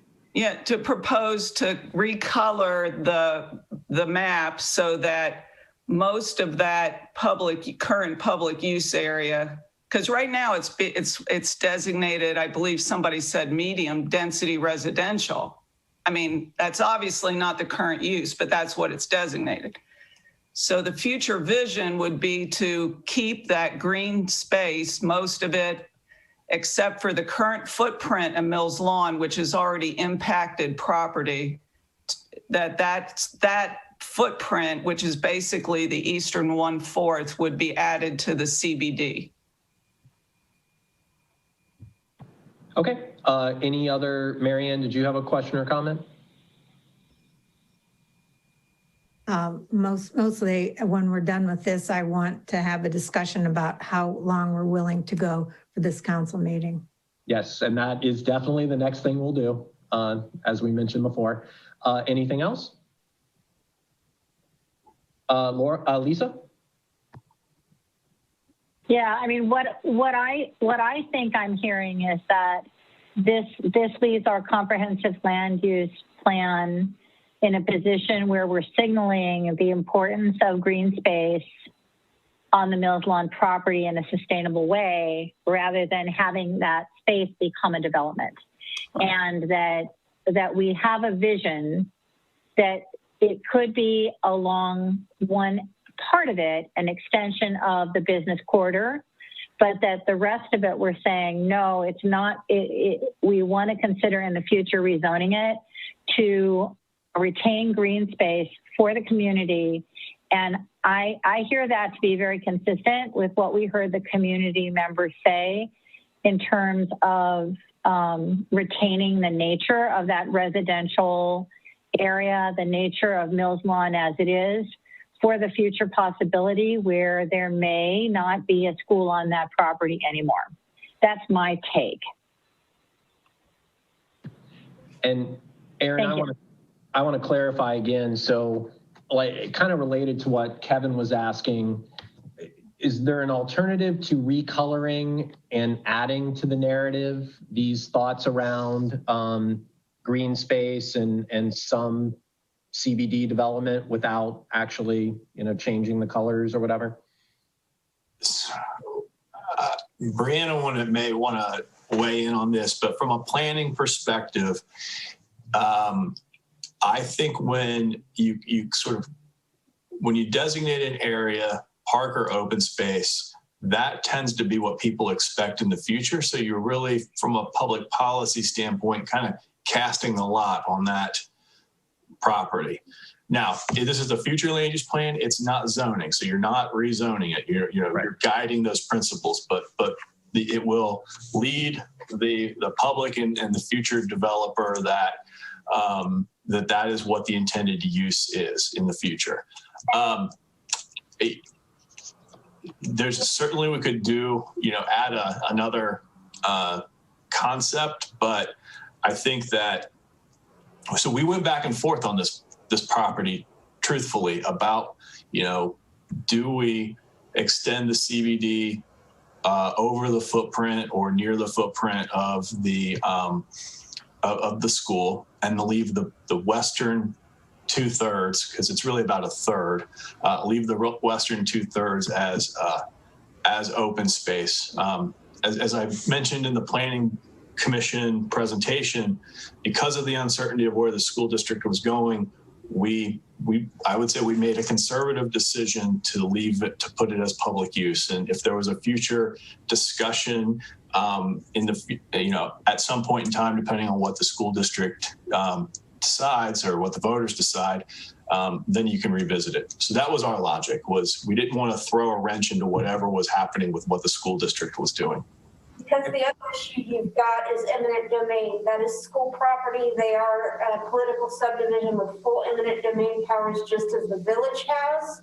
So by abrogating or saying whatever their use is going to be in the future, you could run into problems, because we don't know. It could be that the school stays there for 10 to 15 years. And if we designate that it's going to be open space or business district, while it's still in public use, we'll run into problems down the road. Okay, Laura, I see you shaking your head. You can go ahead and respond to that. I don't agree with that comment at all. Okay, so, but I think, Aaron, thanks for the clarification. For me, I would underscore this is a living document, and I don't think that's just too much in the future and too many variables from my perspective. All right, so Judy, let's go ahead and call the vote. Roll call. Krieger. Yes. Curlis. Yes. McQueen. No. Stokes. No. Hausch. No. That's all my motions. Thank you very much for all your consideration. Thank you, Laura. And, again, the reason why we needed to complete this is because we want to come back with a final document that we can vote on, presumably at the next council meeting, unless there is a discussion and decision that we need to send it back to Planning Commission. So at this point, we're not going to take a vote since it's the first reading. And I really appreciate all the feedback. But again, I want to underscore, it's a living document. Any action taken related to it has to go through a full public process. But we do appreciate that comp plans do signal possibilities. And so I think everything that, the citizens brought forward, very important to hear and have on the record. Okay, so with that, let's talk about what we're going to do next. So Brian, I think we can get through these next ones real quick, like Judy said. Okay. Mary Ann, any other thoughts? Yes, I would like for us to agree upon how long we're going to go. Do we want to just go till everything is done? Do we want to say we're not going to go past 10:30 or past 11? Okay. I believe that we should be able to end this meeting at 10. We already took one topic on the agenda. All right, make sure to keep your mic on, Matthew Kirk, or we'll mute you. And then we have some other things that if we can't have a complete report, we will, we had already anticipated that. So we will complete the meeting at 10, I think, and our plan for that. And I think otherwise, let's go ahead and move with the next ordinance. Judy, if you could read 2020-24 title only. Yes, this is repealing section 1268.03 exemptions of the codified ordinances of the Village of Yellow Springs, Ohio, and enacting new section 1268.03 exemptions. Okay, can I get a motion? So moved. Second. Second. All right, we've got plenty of seconds there. All right, Denise, let's do it like this. Maybe just kind of briefly highlight what each of these are about as we go through them. And these are first reads, so. Sure. For this one, this is just adding the requirement of a stormwater mitigation plan and specific requirements regarding the distance of a structure to our power lines. Okay. And the reason why we want to do that is because? We have had people that have wanted to build accessory structures. Johnny Burns goes out and does a site visit, and often the location is directly under one of our major power lines. And that is like a no-no. Okay.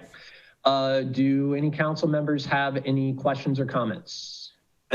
Just to clarify, Denise, what you were just saying, I mean, is there an actual, is that a violation to, I presume, to build directly under, but is there some proximity designation to where you can be close to it, but not directly under it?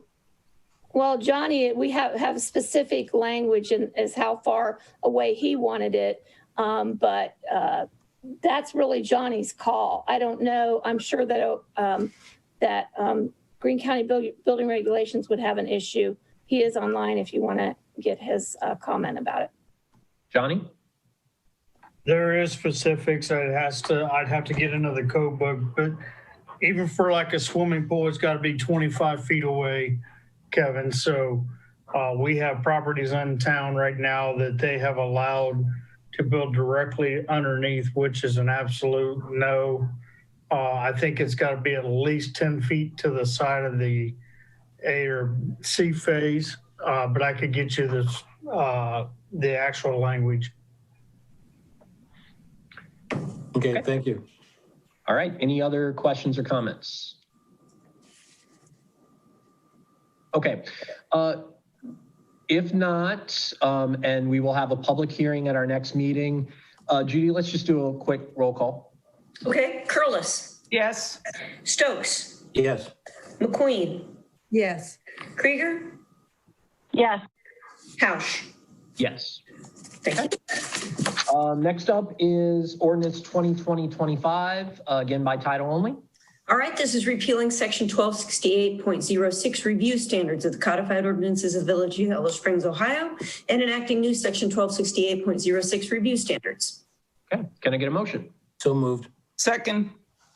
All right, Denise. Okay, this is just, again, adding stormwater management In the site plan review, wherever it mentions stormwater now, it will now refer you back to the planning code where there will be specific requirements.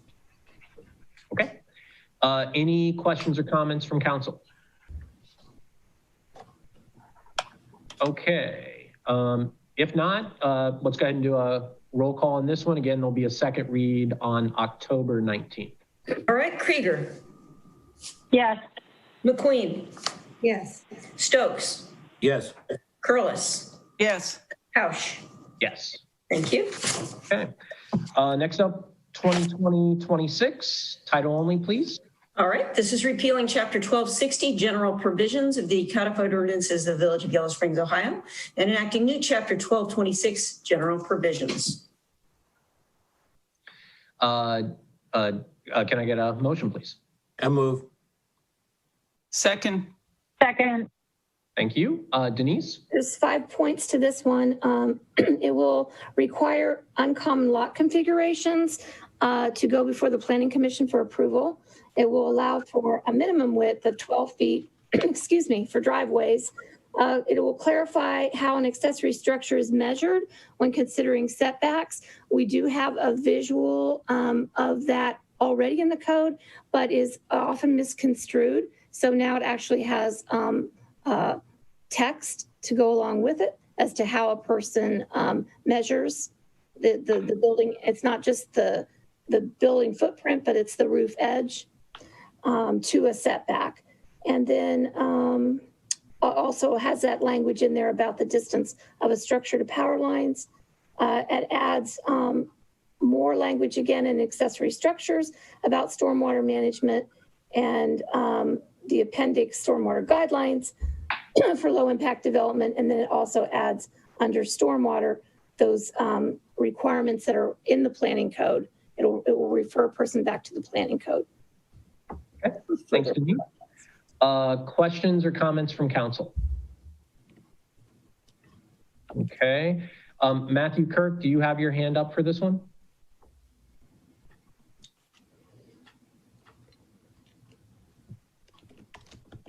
Okay. All right, I'm not. Matthew? No, I do not. Okay, I didn't understand your comment in the chat. All right, thanks. All right, Judy, let's go ahead and call the roll, please. Yes, Stokes. Yes. McQueen. Yes. Curlis. Yes. Krieger. Yes. Hausch. Yes. Thank you. All right. Ordinance 2020-27, title only again. Yes, this is repealing Chapter 1226 subdivision regulations of the Codified Ordinances of the Village of Yellow Springs, Ohio, and enacting new Chapter 1226 subdivision regulations. Okay, can I get a motion? I move. Second. Second. Okay, Denise. And this is a little bit longer. 1226.01 of that section adds a definition for an uncommon lot. Section 1226.04 adds a designee for the village manager to accept final plan drawings, plat drawings. It also increased the number of days to receive final plats to allow for staff notification and reporting to the Planning Commission. We normally require 20 days and this one said 14. I'm really sorry, I'm losing my voice. Okay. Any questions or comments? There's more, sorry. Oh, sorry. 1226.06 design standards. Okay, the design standards, Choice One Engineering put in design standards for us because, you know, over the last 110 years that they've been tracking storm events in the past since 1990, 9 of the 10 largest events have been since 1990 in the past 30 years. So we are seeing some climate changes. We felt that we were doing a lot of the infill development. We wanted to have stricter standards for stormwater management, and that is why we asked Choice One to create design standards. This still follows the 24-hour calculation or storm event timetable that engineers, civil engineers are used to, but it is going to require that it's a stricter releasing of the flow of the water will be stricter than what is in other codes that are out there. We have been following Greene County regional planning's subdivision regulations, and so these are a little bit stricter than that because ours hadn't been updated since the 90s, and theirs since the 80s. So there's going to be, let me just add on to that. We also wanted to have control over curbs and gutters, storm sewers, and driveway aprons, whereas Greene County will still have control over streets and the construction of the water and sanitary sewer systems. There's a section on guidelines for low impact development. Sidewalks, pedestrian walkways have to be included in all new subdivisions following ADA guidelines. Alleys will have to be constructed to our standards. We also are removing the estate street language because the estate street design is outdated. Again, storm sewer design standards, I listed that in my report that I did talk with Tom Dietrich, who helped us with this later on. And he said, you know, that language is clear and is understood by a civil engineer. And then we had language on the maintenance of street trees by the developer, which increased from 1 to 3 years. Clarification of the tree lawn widths, referencing the managed natural landscaping and the weeds ordinance. We removed the additional tree plantings for pocket neighborhood developments. Okay, then section 122607, parkland dedication.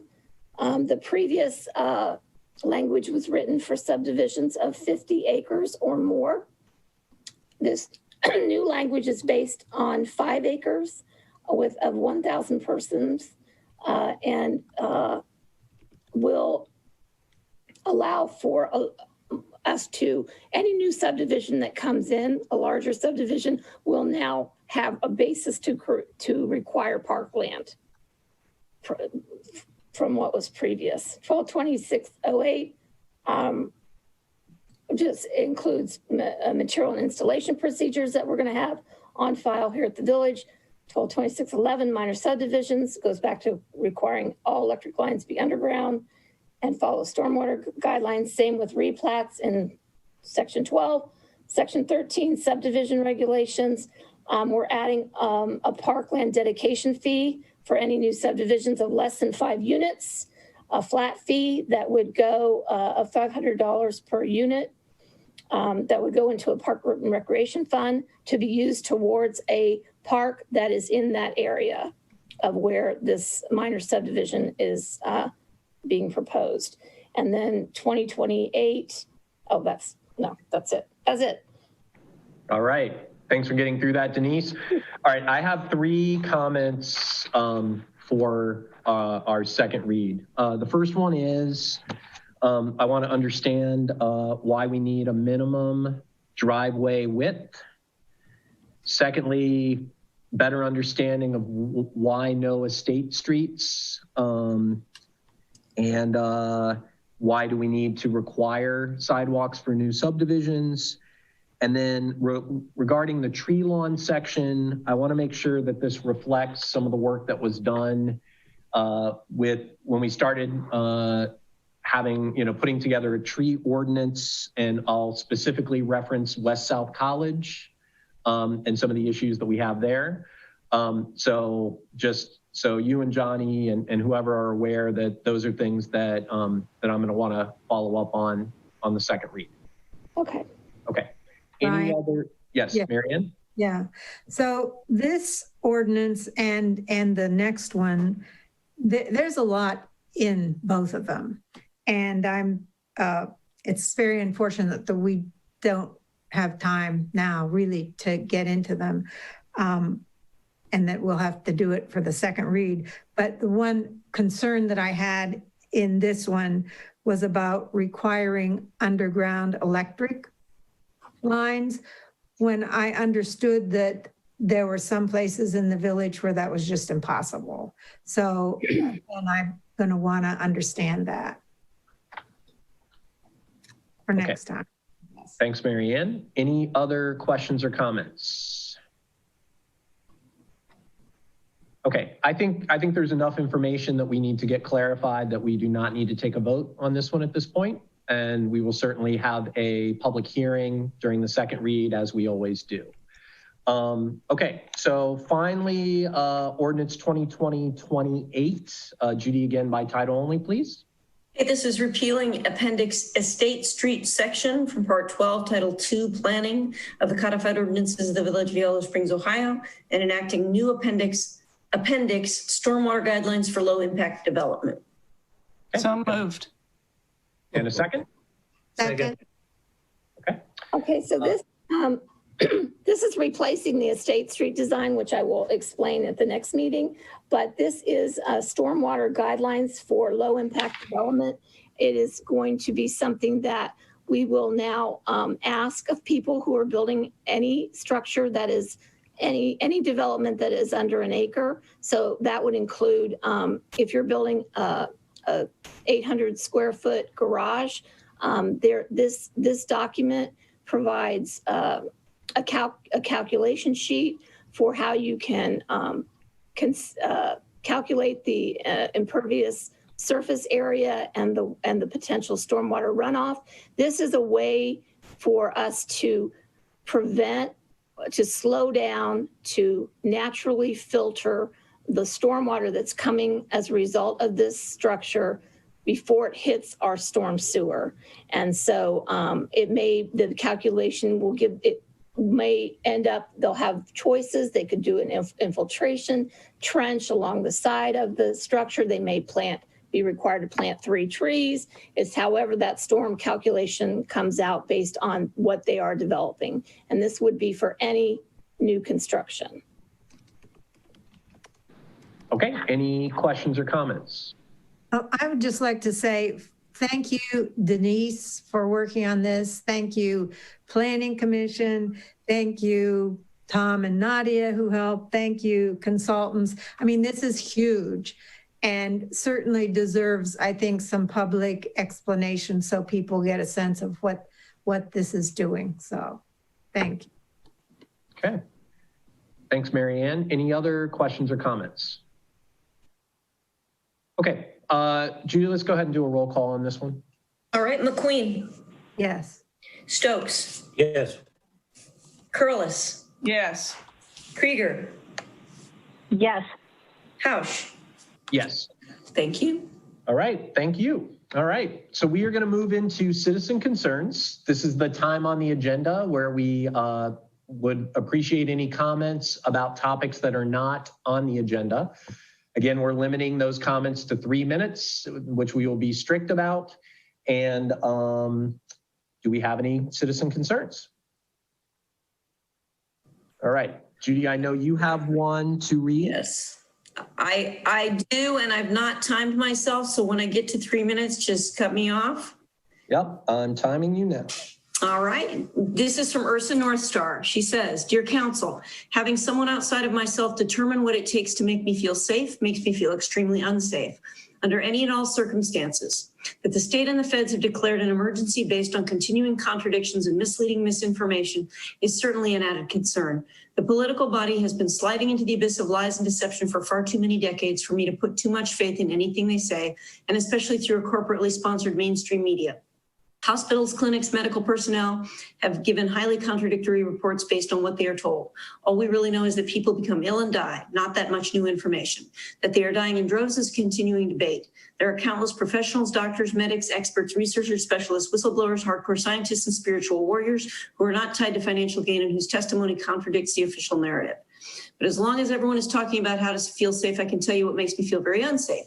Number one, the village speed limit is 15 miles too high in and around the village and isn't even enforced as it now exists. There is even no pretense of enforcing it. Number two, that foot, pedal, skate, non-motorized animal and critter traffic are so seriously bullied, poisoned, blasted, smogged, and mowed down and audibly traumatized by the truckers, bikers, and all means of fuel ejectors who dominate the roads and streets, racing through the village and its adjacent neighborhoods with near total impunity. In other words, an elitist group of mostly non-locals dominate and control the larger local population. I find it supremely ironic that busking is prohibited when these same mental monsters invade the village with their windows hanging open so that the entire village must share in their personal, largely profane musical archives jacked up to maximum volume. Talk about bad behavior.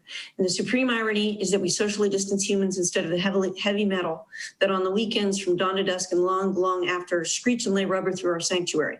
Wildlife counts only if it is organized and or mandated and made official. Number 3, villagers will soon be deaf, including the poor critters, insects, butterflies, and all life-living beings, for they tolerate the use of power tools to blow a single leaf, cut a few blades of grass, whack a weed, trim a branch. If power tools are required, and mostly they are not, a muffler should be a requirement.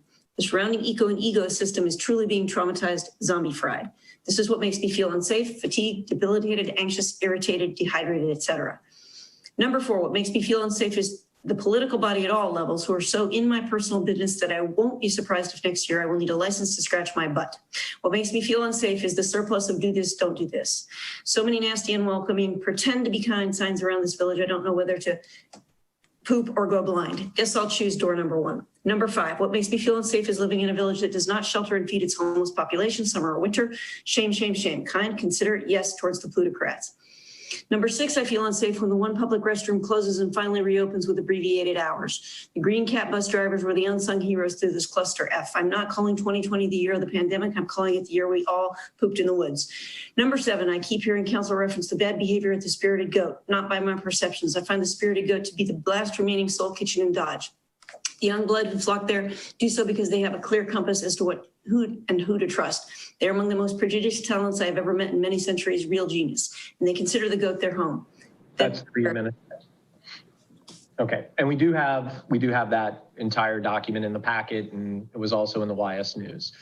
Any other citizen concerns? Okay, I'm not seeing any. So let's move into special reports.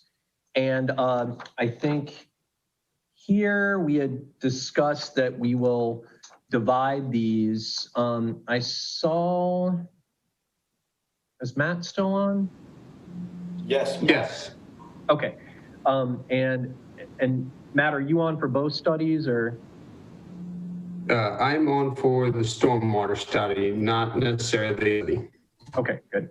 All right, well, let's, oh, and I see Ryan there too. All right, well, let's start with the stormwater study and see where we get. And Mr. Hausch, if I obviously want to leave this up to the council, but I know some time has come up several times. Ryan and I are okay postponing this conversation if it pleases you. We're also happy to go through it today. However you would like us to proceed. Yeah, I think that, we may have to come back to the electric study, but let's move forward with the stormwater. Okay, great. Josue, can you allow Ryan Layfeld to share his screen? He already has permissions to do so. Okay, great. Thank you. Thank you, Matt. Thank you, Ryan.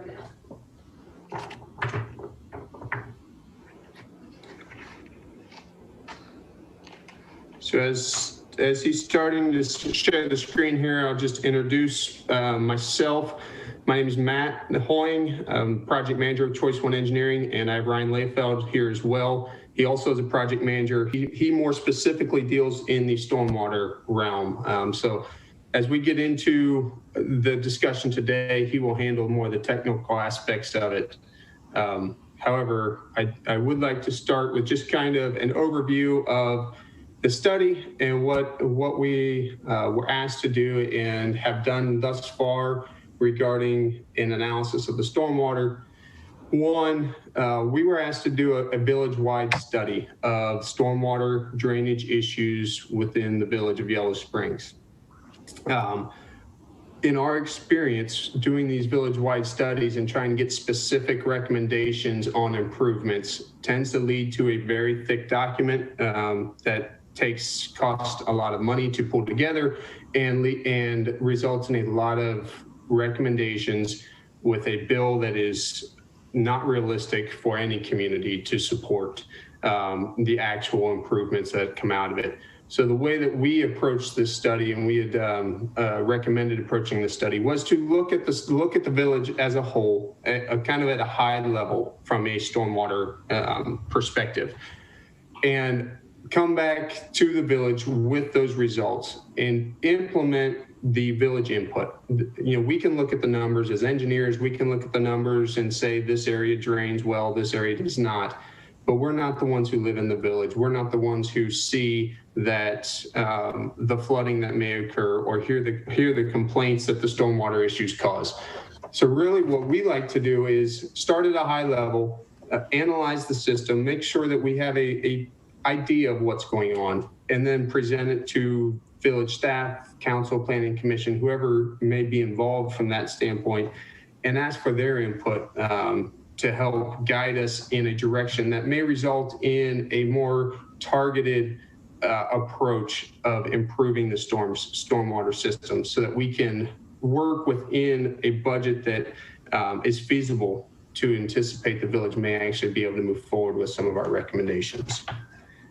So that being said, we looked at the entire village. We broke the village down into 17 sub areas, which Brian will explain a little further.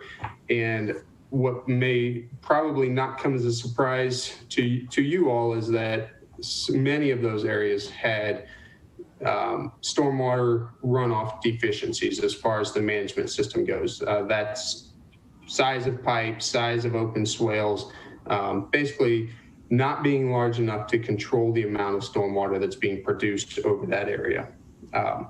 So we want to review those, but ultimately what we want to do is put some tools and information in your guys' hands so that we can work together as a partner in this to really create a document, create recommendations that will move the village forward on some actionable projects as we look forward.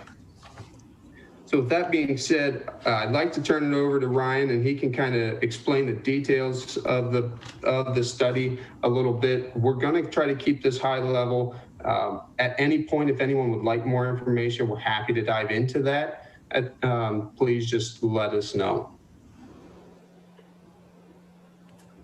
Thank you, Matt. And also, if you guys have any questions that should come up as I kind of go through some of the technical aspects of this, feel free to jump in and stop me. I'd rather you guys understand as I go through this, as opposed to hopefully not just confusing you more. So feel free to jump in and stop me at any point. As Matt alluded to previously, there are 17 different areas that were broken apart as a part of the existing stormwater infrastructure consisted within the village. And of those 17 areas, essentially what we looked at was your outlet structures. That basically that main last few sections of tile before we're outletting into Yellow Springs Creek before it hits the Little Miami River. Pretty much now as things convey currently today, everything's pretty much east or west to east and heading that form and fashion.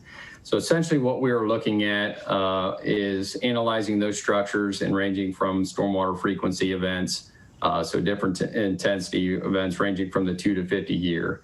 That kind of gives us a pretty good picture of where that structure stands based off the numbers and how capacity-wise, how inundated it may be or how much additional capacity that structure may have at this point in time.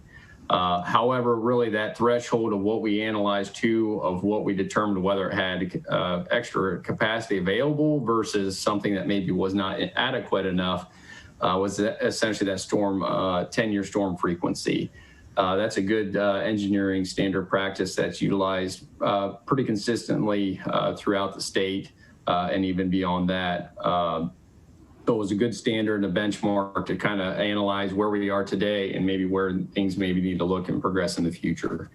And as Matt kind of mentioned before, and as you guys are probably aware, of the 17 areas that we did investigate, 5 of them we found were actually adequate as they sit today. So roughly 30% are good as they stand today. So that leaves the remaining at this point to be as a form of a different value of what it may be intensity wise of where the priority level sits on those structures. So that kind of leads into what we kind of want to dive into a little bit is just some of the recommendations we kind of have in general, where maybe the village could go from here. You know, anytime you get into stormwater or anything underground infrastructure related wise, it can be a huge financial burden to kind of just do a shotgun start on what this may look like. Just the financial burden that comes with that is very limiting. So rather, the better approach would, as Matt's kind of alluded to, is how do we kind of hone in instead of going from high level to see, okay, here's all of our problem areas. How do we get a little bit tighter feel, maybe where the true priorities are, and then allocate our funds specifically into those ones that are maybe the most impactful first, and then kind of branch out from there. Essentially getting yourself a start and then a plan of attack for the future. So you're not looking at a big overarching higher dollar amount value that can be very overwhelming, specifically that in the point where it kind of leads you to the question, where do we start from here? From there, so there's different things that are that could be implemented, whether it be the stormwater regulations built, relating your village experience to how you guys see things currently interacting, how things function during different rainfall intensities. Specifically, as Denise kind of alluded to before, the last 20 years, 30 years, we've seen a lot higher rainfall intensities and just how they impact different districts at this point. From there, also, how things get paid for as a stormwater utility in the future or something of that force. How do we generate revenue potentially to look at developing and keeping these projects moving forward? And the last piece of this is a kind of a new thing that's starting to pop up a little bit more, is just public-private partnerships. Different ways that we can find win-win scenarios in order to find the most cost-effective solutions for both maybe the potentially the developer and also the village. So I'm going to go into each one of these a little bit more in detail from here. First up, stormwater regulations. As we kind of talked about, the study kind of alludes to that the stormwater management plan for Yellow Springs could use some improvements. There are some battles that could be fought with this in regards to how we manage the stormwater, which is a very typical battle most communities are kind of fighting today, just like we kind of discussed with the inundations with the higher intensity rainfall events. Specifically, the next part of it is just the large price tags that come with these type of projects. How do we manage this? How do we allocate them? How do we prioritize them? And then from there, the great part about this is, we're already looking at how do we extend the existing current lifespan of the system that's currently servicing the village. Regulations are a great start. How do we protect it so it's not inundated further? And then in the future, if more stuff should be developed that is protecting it, maybe even enhancing it, making it better from there. So the stormwater stuff that you guys are implementing now that we just listened to previously is a great start. So I think that's a great first step on the path to seeing that some of these problems hopefully get resolved or more are alluded to in the future. As Denise kind of mentioned, some of those things that were modified, a lot of it deals with how do we maintain that water. Some of that being the release rates. We're trying to keep the release held back. So that may require a developer for larger detention basins that holds the water back a little bit longer. It may be more infiltration and the like with that. Minimum pipe sizes, maximum diameter pipe sizes, so we don't have huge, large, bulky structures that are forced to be maintained in the future. So we're allocating kind of limits on when we'd rather see natural swales versus maybe actual underground culverts. The other part of that is just, one, how do we protect your current system? If a developer should come in, if you have a tile that can't handle that type of runoff from that structure, it's limiting to that. So their release for their site is purely based on what their outlet is. It's protecting the system more so by something else coming in, you're not further harming your existing system. The next one is just one, as engineers, we love numbers, and everybody knows we love numbers, but sometimes numbers don't tell the whole story. It's, as we kind of mentioned, the local input that we could take from your guys' experience from seeing these rainfall events on a yearly basis, or even sometimes we see these on week in, week out basis, just how far these things can be impacted. Getting that information together and helping us hone into maybe what priorities are the most impactful.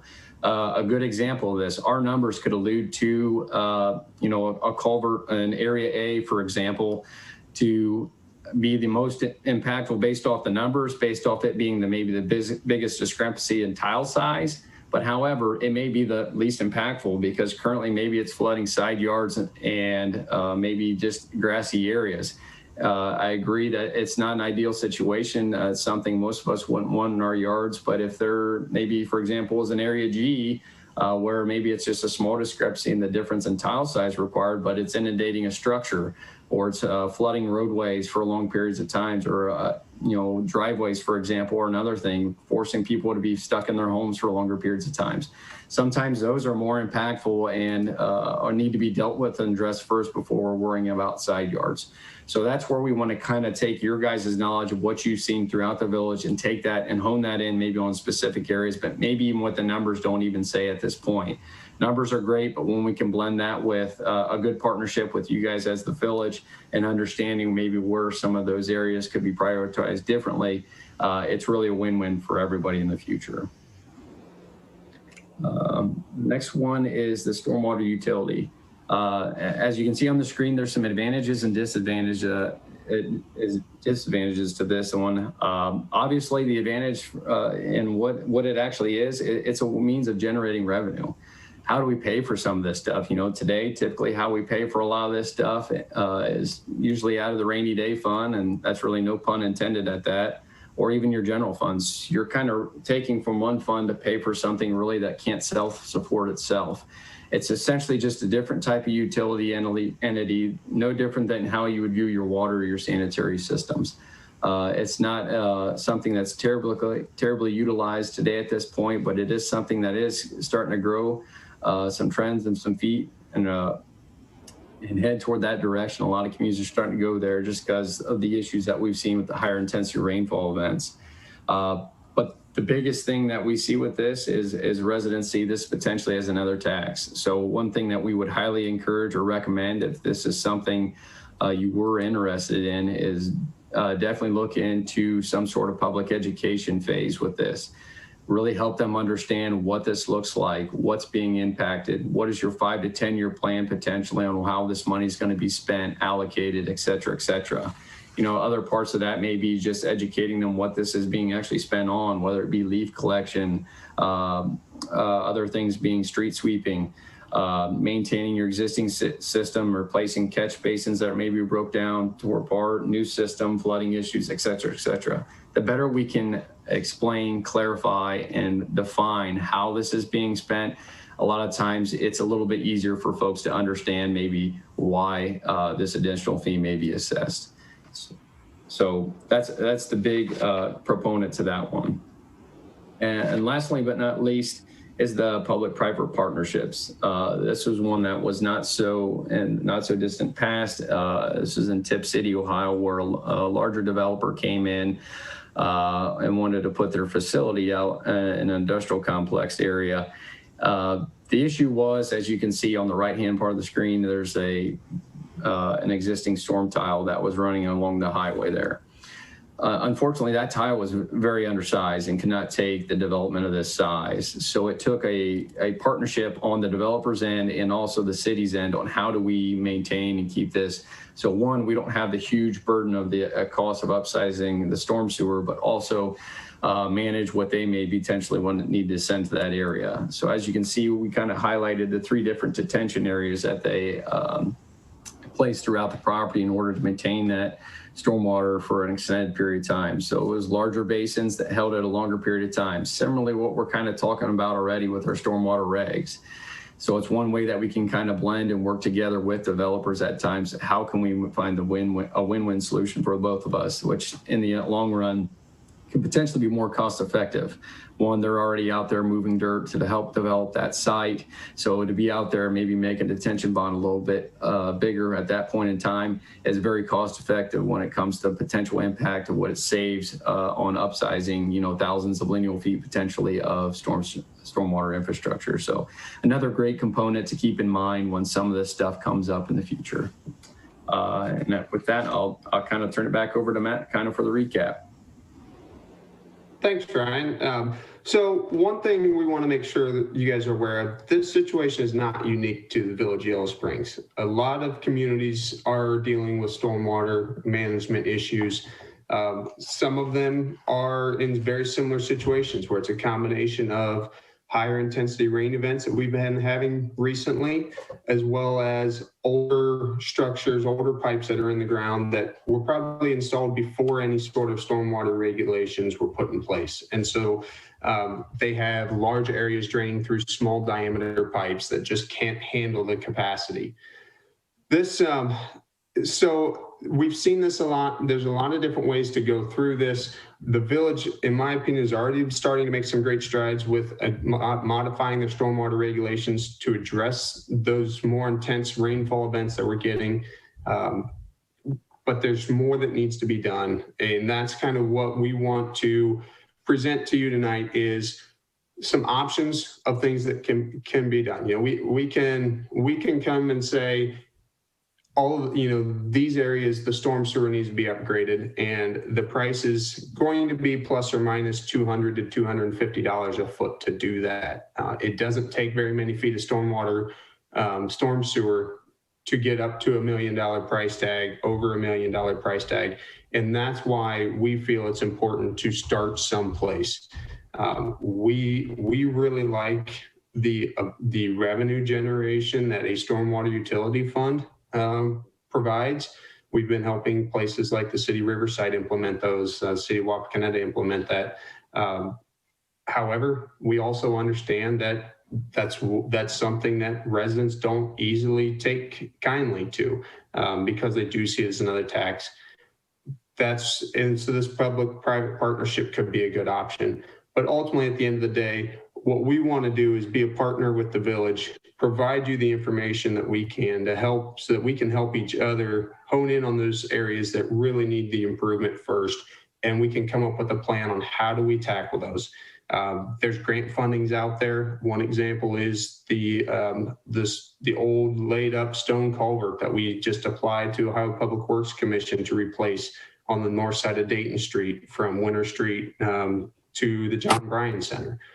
However, that's going to be you apply once a year. Hopefully you get funded every year, but more likely you're going to get funded every couple of years. So that's going to take a long time to upgrade that.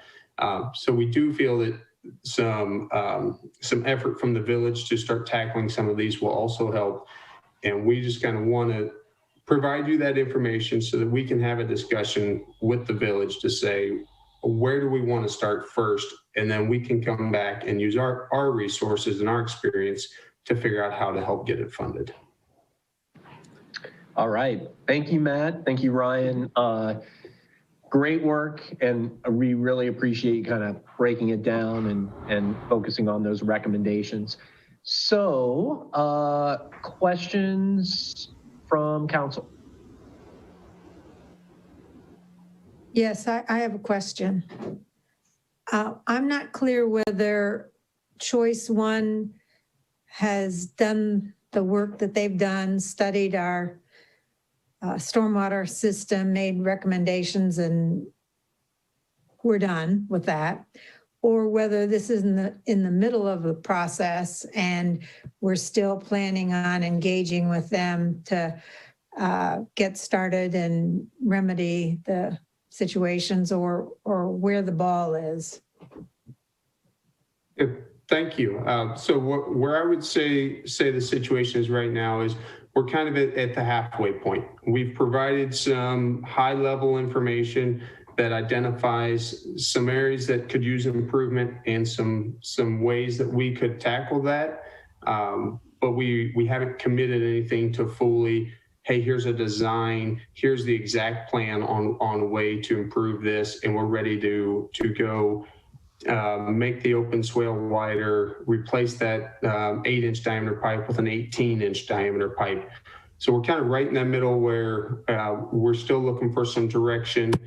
We'd love to stay involved. Obviously, that would be at the village's choice, whether they would choose to continue working with us on this. But at this point, we have not gotten any place where we can say, here, Yellow Springs, this is where you should start, and this is how much it's going to cost, and here's your plans to go find a contractor to do that work. Does that answer your question? Yes, thank you. Okay. Other questions or comments?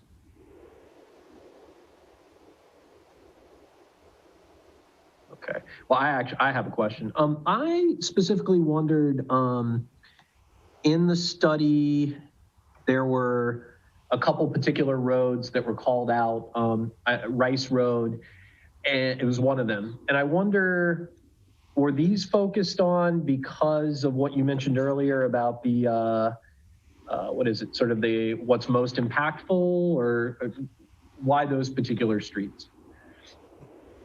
Yeah, thank you. So we started with those as direction from staff, as saying, hey, here are some particular problem areas that we drove. I think I spent a day or two with Johnny driving around looking at different areas, and we kind of identified some, if you want to call them low-hanging fruit, some easy to implement.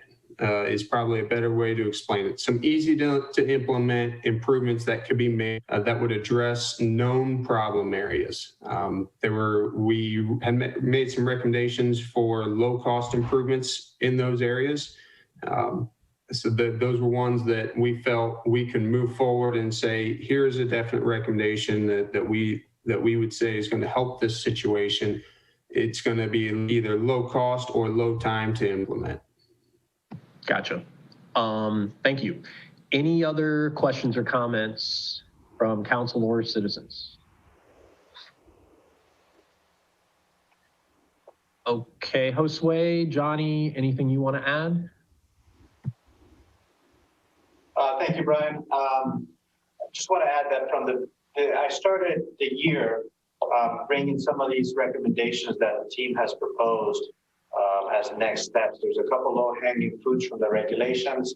You've heard from Denise and the team that in Planning Commission that there's a lot of stormwater management regulations being put in place. There's still a lot more. I would, earlier in the year I mentioned the need on being able to get some of the make improvements to stormwater management at the sites of homes. There's folks that have sump pumps and they're either being directed into the sanitary sewers or just away from the body, making it someone else's problem. We continue to revisit those issues and where we can make improvements on just stormwater systems. We can. Johnny has set money aside in capital improvements this year to address some of that, and we have done some of that work. But there's so much ahead of us, and I'm excited that Matt's part of the team. If it's successful with the recent grant application we put in, this will help us resolve a major stormwater issue for folks on Dayton Street. I could keep on. Johnny, is there anything that you want to add? Yeah, I'd just like to thank Choice One. Over the past 2 years, I would say, we've knocked off, I would say probably 10 to 12 small areas that have made big impacts. The one most notable would probably be Orton and Dayton Street and King Street. Matt was able to redesign that to where it would not collect water there. So I do call Matt quite a bit and ask him different information, and he puts his mind to it and thinks of the cost-effective way to try to make it happen. So I do appreciate it. All right, thank you, Johnny, and thank you, Josue.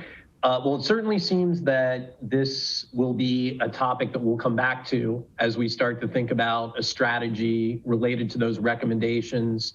So it sounds like Johnny and Josue and the team are working with Choice One, and then maybe that's something that we try to put on the schedule in November. All right. Thanks again, guys. We appreciate Choice One, and thanks for being here at our meeting. Thank you. Have a good evening. All right. Thank you for your time. All right. Okay, we are gonna shift into old business, and we've already taken one of those items off. And Josue, if you want to talk about CARES Act funding, you can do that in the context of your manager's report. But I know we've got a little bit more work to do on that. So I know we'll be talking about it on the 19th. I did want to briefly talk about some updates related to our anti-racism actions. And I also want to give Lisa time to talk about the project that we saw in the packet. So let me just pull up. The first thing is community sit downs. Angela Allen has been working with Mediation and some other folks on some feedback and planning to implement that soon. Related to earlier, the ending cash bail in Greene County and maybe approaching the state. That is something that I plan to put on the agenda for the Justice System Collaborative Committee at our next meeting, which is going to be next Tuesday. So that would be October 13th. Yes, October 13th. As a side note, we are moving those meetings to 4 p.m., so 4 to 5 p.m.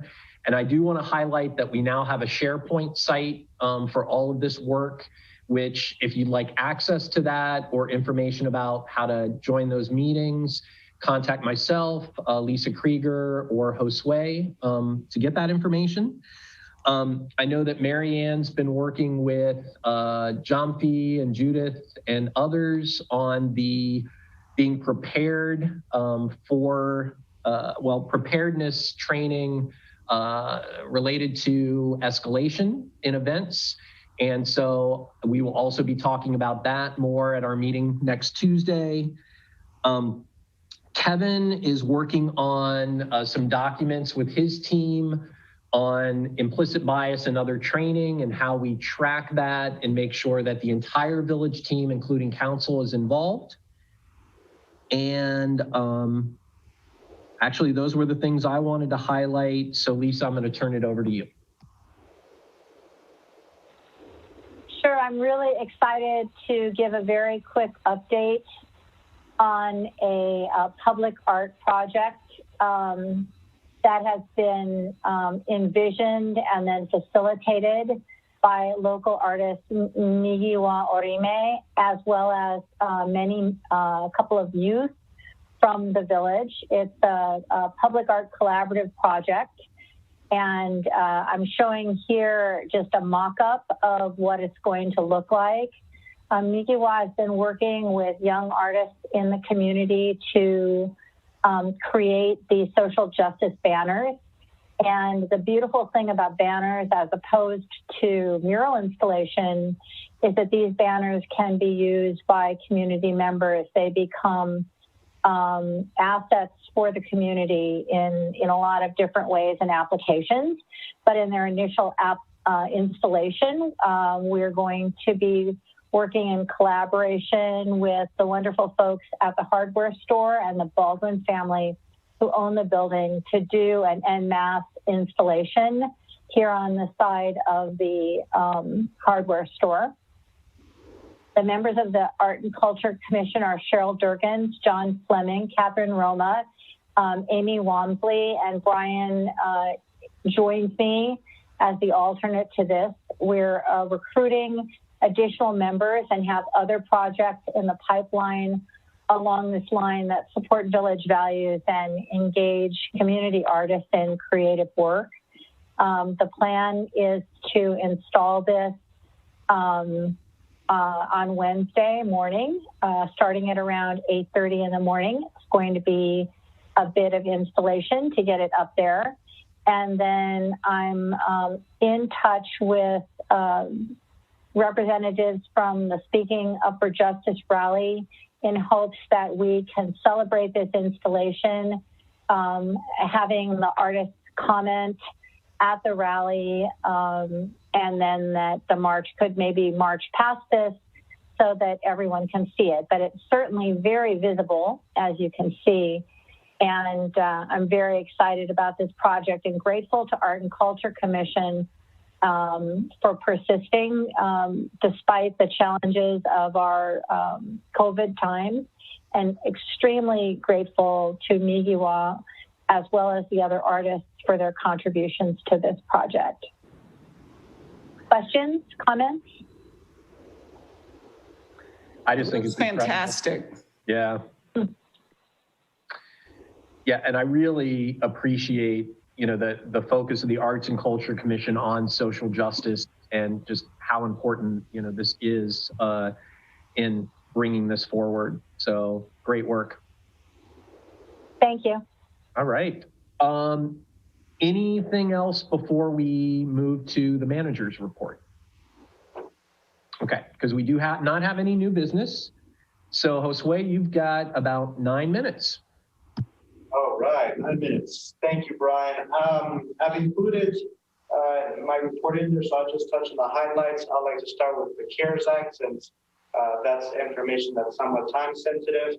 I'm happy to report that we will be receiving an additional distribution of $135,000 from the CARES Act. That brings our total to $330,000. We initially had to meet a requirement of October 15th to encumber the first distribution of $134,000.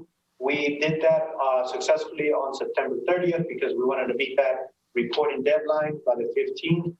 We did, and then we learned that the deadline was extended to November 20th. So means we still got plenty of time to keep working through our things, Brian.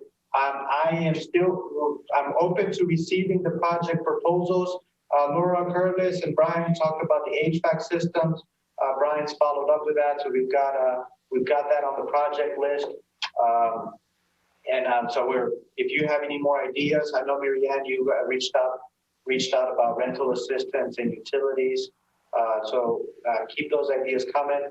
Hope to get with Brian between now and next week, certainly before the 19th, so that on October 19th, we'll come with a fleshed out plan on how we're going to use all of our CARES fund dollars. An update on the public Wi-Fi. Might have mentioned this in a previous meeting that the schools was successful in a grant application that they included a $20,000 grant or contribution to the Wi-Fi. They were successful. They secured $21,800 for the project. So that helps close the gap or bring us a little closer to funding the downtown portion. So that's we're still working with Thor on that project. I hope that Thor and I can finalize the details by next week on how the program is going to work, and then have the installation occur by the end of October. Currently, what I'm able to share is that, as I previously reported, we've changed the model from a completely wireless model to a fixed wireless. That means that we can get faster internet to the recipients. Thor and I have worked on the bandwidth requirements, and we are prepaying for a 1 gigabyte bandwidth service line. So we'll be able to provide a 1 gigabyte internet service to all those access points. So that will be really fast internet in the downtown area. We're working through being able to connect some of the most vulnerable school children on Corey Street and extending the fiber down Corey Street and getting closer to a wastewater treatment facility, which it's one of our few facilities that is not connected to our network because we don't have reliable internet service out in some of our facilities, not just a wastewater treatment facility, but Sun Farm and our water treatment facility on the south side of town. All right, moving on to Vernay. The update on Vernay, no new information to provide except that the state, with the updated timeline, we expect the statement of basis to be completed at the end of 2020 and are planning community engagement meetings possibly in early 21. This is an optimistic timeline given where we are and given that we are still under the COVID pandemic situation. So we'll continue to keep council updated on development of Vernay. I've got a meeting scheduled for late October. As you know, we got Marianne and a member from the Environmental Commission that sits on those meetings. We made an offer on the finance director position, so we're still working through the final details. I expect to have an individual announced by the next council meeting. On budgeting, we've continued our budgeting process. We are ready to begin the work sessions with council. I will get Judy about scheduling or getting your availability for the late October, beginning November. The timeline remains the same as we did for last year. So we're not, the transition is not going to affect us and our ability to deliver a budget to council in December and have plenty of time to digest and have public input and approve. All right, any questions on that so far? Okay, I mentioned that we won awards. We're really proud of those awards. The team have done an amazing job, and we continue to serve the residents best way we can. The wastewater treatment facility, there's in the last meeting reported about the sludge. We will have the sludge press machine on site on October 12th, and we expect to remove the pressed sludge from the summer this week also. So if you haven't had an opportunity to check out the amazing tomato plants growing on that 2.5 months worth of sludge, tomorrow may be your last chance. So those are important updates. We've got ongoing work. They're included in the manager's report. I'm happy to answer any questions. That's 9 minutes, Brian. All right. Yeah, actually, we're under 9 minutes. Any questions for Host Wei? All right, a nice tight report. I love it. All right, future agenda items. So it sounds like we need a plan for budget process. So that's one of the things that we want to work on to make sure that we have time for that. Clearly, we're gonna nail down our CARES Act distribution, and as Host Wei mentioned, we think there's room for asking for some of the unallocated funds from the county. So as he mentioned, yeah, we've been talking to local businesses about how we can support their retrofitting. Any other future agenda items besides things we push forward from today's meeting? I have a couple, Brian. For next meeting, I would like to bring an additional supplemental. I've been speaking with the accounting team that we've procured for accounting services. So I included this in my report as well. Previously, the administration has hired Clark Schaffer Hackett for accounting services. We've retained their services to close out the books and have a second set of eyes on all the closing transactions for September. So they recommended that we reimburse ourselves for the CARES Act funds instead of reallocating the expenses internally in our accounting system. So I will bring a supplemental to council to expand the budgets for where we will currently spend the COVID fund. So if you recall, we started incurring expenses for hand sanitizers, digital signs out of the budgeted 2020 expenses. We didn't know if we were going to have any CARES funding, so we used up a lot of our local resources to pay for those things, and that meant that we did not do a lot of the work that we had initially budgeted for. So in order to have a clean accounting process, the CPA firm has just recommended we reimburse ourselves instead of transferring all the transactions back and forth between the funds and the coronavirus dedicated special revenue fund. So I'll bring the supplemental ordinance at the next meeting. Okay. Any other items? Yeah, has one. I'll have, it was brought to our attention late last week. Judy knows about this already, as this way, and Denise, that we have an alley in the village that has been vacated, but we cannot for the life of us find the ordinance that vacated it, because it may have been done back in the late 1800s. It may have been as late as 1937. We just cannot for the life of us find it. There are several surveys that reference the vacation, but not by any ordinance number. So in order to reiterate essentially that this alley has been vacated and has not been in use for more than 100 years, we may be bringing something to council, which isn't the normal right-of-way vacation process where somebody will petition and go to the planning commission, because it's on some surveys and on others it's not. So we might just be bringing something to council to clean that up, to get it to the Greene County recorder, because their GIS does show that it's vacated, but they also aren't able to find that survey that shows when council acted to do that. Okay, thanks, Brianne. Okay. So, anything else? It's 9:58. Don't want to go past 10. Okay, well, this is a great meeting. Thanks everyone for actively participating. A lot of stuff, important stuff that we covered. And with that, I'll entertain a motion to adjourn. So moved. Second. All right, all those in favor signify by saying aye. Aye. Aye. Aye. All right, have a good evening. Thanks everyone. Aye. Night. Good night. Good night.